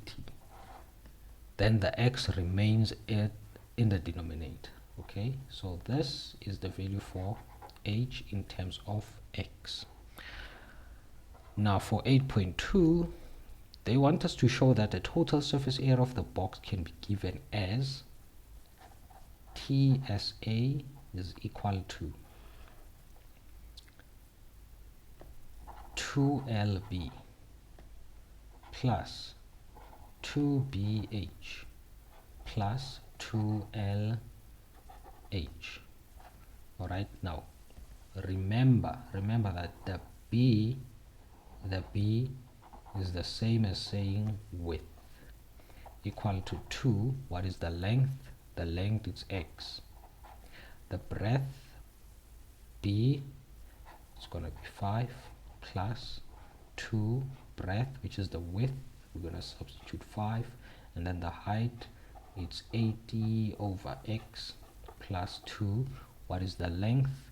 The length is x. What is the height? The height is 80 over x, equal to 2 times x times 5, that's 10x, plus 2 times 5 times 80, 2 times 5 times 8, 0, that's 800. 800, don't forget to divide by x, plus 2 times 80, that's 160. Then this x gets cancelled by that x in the denominator. Alright, then we have our total surface area as that. Okay, that's your 8.2. Then your 8.3, determine the value of x for which the total surface area will be a minima. Okay, now we are optimizing the problem. Alright, we have TSA, the total surface area in terms of x. This is equal to 10x, 800 over x plus 160. Plus 160. Okay, so we want to get the derivative first, and then we equate to 0. So that's what we're going to do. But first, let's simplify this fraction. 800 over x, we're gonna have to make the x, or remove, or take, what's the best way to say this? we cannot get the derivative whilst x is a denominator, right? So the best way to get rid of the x from the denominator is to rewrite that fraction as 800x raised to exponent minus 1 plus 160. I was not going to be able to get the derivative while x is the denominator, hence we had to simplify first. Now we can get our derivative. Now instead of saying t as a, I'm just going to say a to represent the surface area. Okay, now a prime of x is equal to derivative of this is 10 plus derivative of that is actually a minus 800. Negative 1 times positive 800 is negative 800x. Take away 1, you have a minus 2 plus 0. I don't have to write the 0, I can just leave it like that. And then from this point we take the derivative which is calculated and equate it to 0. Okay, we equate that to 0, minus 2. Then we solve for x. They want us to calculate the value of x for which the total surface area will be a minimum. Let's go ahead and calculate. So from here I'm going to transpose the 800. It's now going to be a positive 800x raised to exponent negative 2. Then we say 800 over x squared is equal to 10. It's equal to 10. I'm going to continue the calculation here. Then we cross multiply. I end up with the 800 that is equal to 10x squared. Divide both sides by 10. This cancels this. I'm left with 80 that is equal to x squared. Taking the square root of 80, square root of 80, that is plus or minus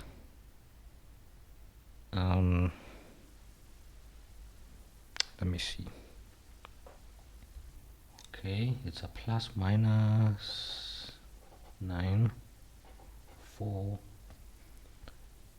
8.94 equal to x. Okay, so it's a plus or a minus because we took the square root. Okay, so since we want the minimum, x is just going to be equal to 8.94. Now it cannot be a negative value. Why? Because we cannot have a length that is a negative. The positive value is what we're going to be working with, and it gives us what?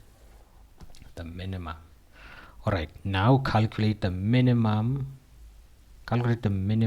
total surface area of the box. So we're just gonna go back to this, right? To this. In fact, we do have, it's this one, yeah, this one. We're gonna use this, and where there's x, we're just gonna substitute that 8.94. So for 8.4, we're gonna say total surface area is equal to 10 x value. It's 8.94 plus 800 over 8.94 plus 160.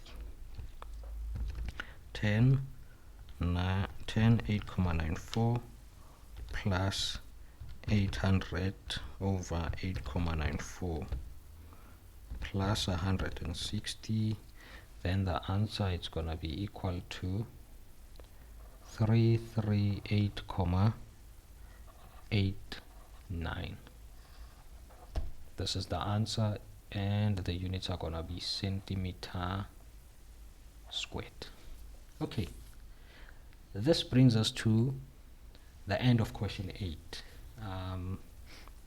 Now we can do the last question, the final question of this question paper, question 9. If this were a pure mathematics question paper, the last question, it's typically a question on probability, but for technical mathematics, you're gonna have a question on integration, right? It's simply the opposite of differentiating, anti-differentiation. Okay, this is the last question of this question paper.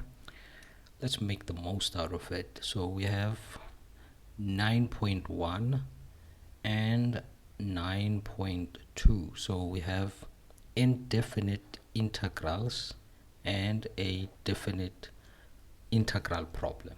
Okay, so it's a two-part question. That's our question 9. Now, okay, I'm not writing in the right place. Okay, now I can write. Okay, so 9.1, they want us to determine the following integrals. We have 9.1.1. We have this negative 6x squared plus 2 over x and a minus 3x, a minus 3 raised to exponent x, and we are integrating with respect to x. Okay, so it's a 3 mark. There's 3 marks allocated for this question, so I'm thinking for each correct term that you get after integrating, there's going to be a mark for it. Okay. Alright, so for this question, we're going to need a little bit of help from the formula sheet. Okay. The formula sheet is your friend when it comes to integration. So I'm going to pull this up and we can see that our calculation is going to follow. Okay, not this. Yeah, this one. Okay. So it's going to follow the following. This is going to be applied to this term. This is going to be applied to that term, and this is going to be applied to that term. Okay, so in order to integrate this, we're going to apply that rule, which states that you're going to add 1 to the exponent of your variable and take whatever you get and divide it by, and divide the coefficient with it. So it's going to be a minus 6 divided by 2 plus 1 x 2 plus 1 plus, since x is part of the denominator in this term, so it means that we're going to be applying number 2. It's k over x, the k being 2. It's going to be 2 ln x minus, and then we have the third case, but for this problem we don't have k, so simplified it's gonna be that. So we're just gonna say 3x raised to exponent x divided by ln 3,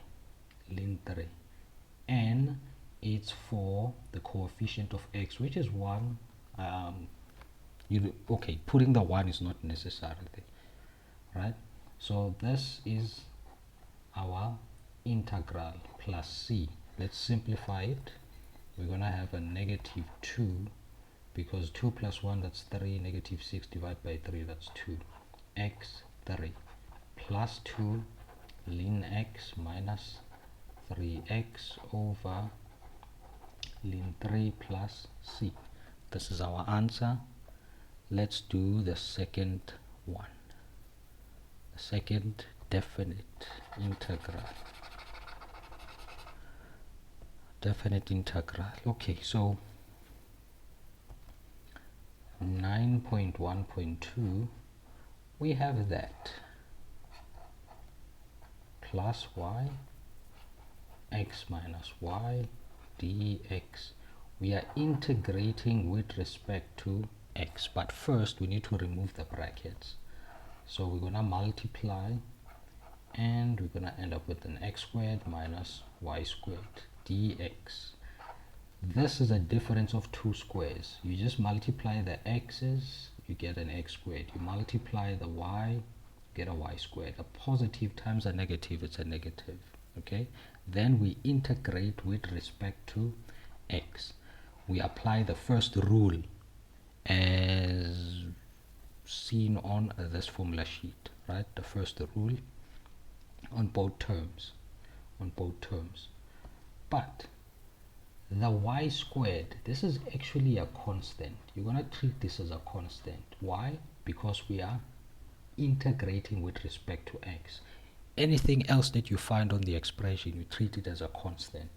So here we're going to have a 1 over 2 plus 1 x 2 plus 1 minus y squared. You're going to have an x plus c, right? The integral of a constant is the constant and the variable, right? Let me check on the formula sheet if we do have the integral case for a constant. Do we? No. The formula sheet doesn't have, but I think this should be a known fact. This should be a known fact. 1 over 2 plus 1, that's 3, x3 minus y squared, x plus c. This is our answer for 9.1.2. Let's jump to the last question of the question 9. Okay, so we are given a sketch that shows two bounded areas, right, defined by a function g, and the x-axis between the points x equal to -1, x equal to 2, and x equal to 3. So our case or our problem is bounded by these x values, -1, 2, and 3. We need to determine the shaded area bounded by the function g between the points -1, 2, and 3. Show all calculations. Alright, I think for this discussion I'm going to label the areas as area 1 and area 2. And bear in mind, the areas should be absolute values of, like, for example, I understand that the area 1, it's going to come out as a negative value, right? But when you calculate the area, we don't have a negative area. So hence I'm saying we only work with absolute values of the areas. It's basically the sum of the absolute values of the areas bounded, right? So we're going to have a definite integral, 9.2. We're going to do the following. We're going to say area total is equal to area 2 minus area 1. So we're basically going to say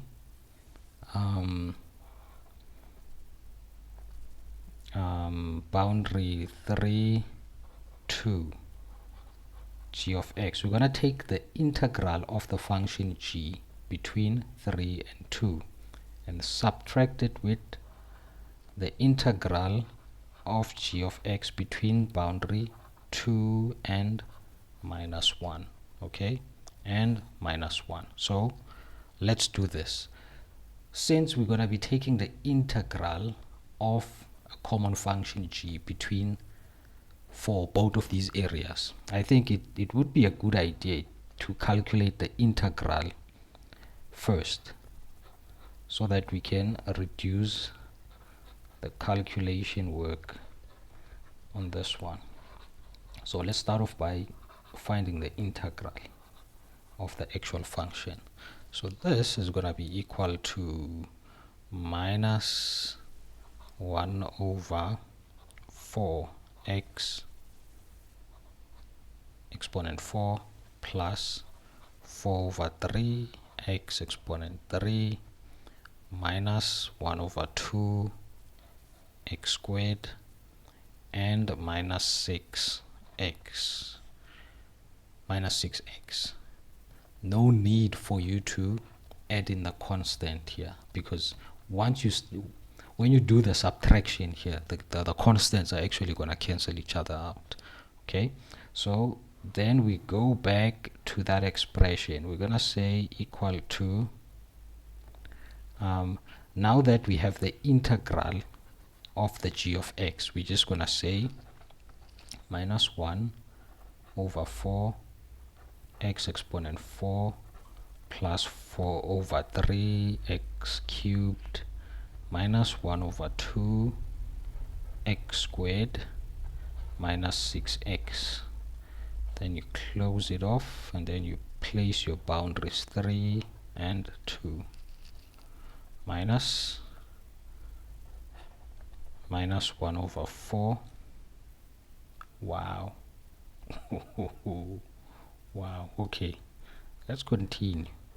4 plus 4 over 3 x cubed minus 1 over 2 x squared minus 6x.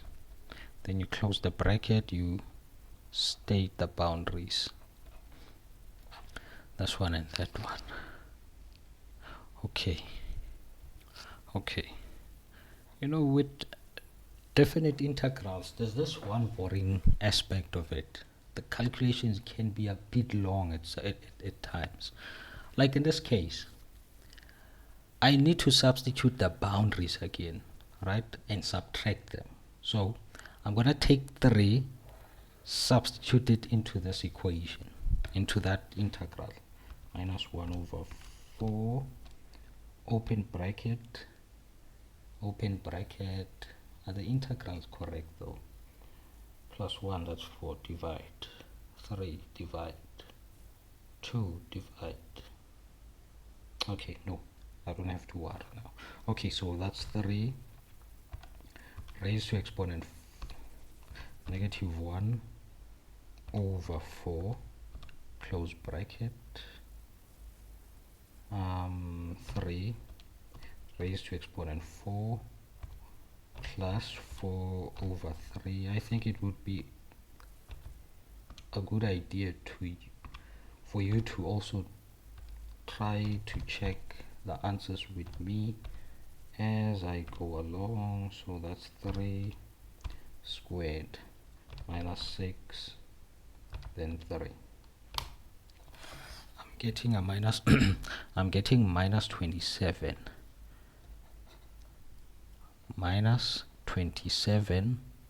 over 4. This is after I've substituted 3 into this equation. Next is to take 2 and substitute it here and get an answer as well. So I'm going back and saying 2,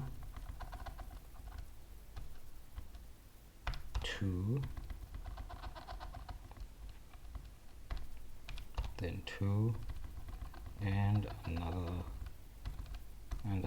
2. I'm getting minus 22 over 3. Then we're gonna say minus 22 over 3, right? This is where I substituted by 2. This is where I substituted by 3. You take 3, you substitute where there's x, you get this. Where there's x, you're gonna substitute 2 again, and then you get this. You need to subtract them. You need to subtract those values as well. Then let's do 2 substitute into this as well, right? So the value is gonna be the same as this one, which is 22 over 3. Remember, we substituted 2 into this, we got this. Again, we are substituting 2 into this equation, into this integral, which is the same as that one. So the answers are going to be the same. Hence, I'm saying 22 over 3. Subtract. Let's substitute minus 1. Minus 1.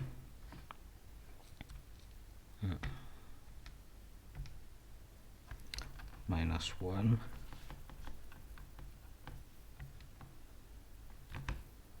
Minus 1.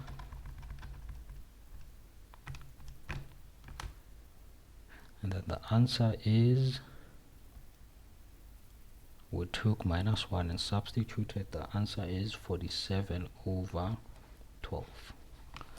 Okay, then let's work out the rest of the answer. We have minus 27 over 4 subtract 22 over 3.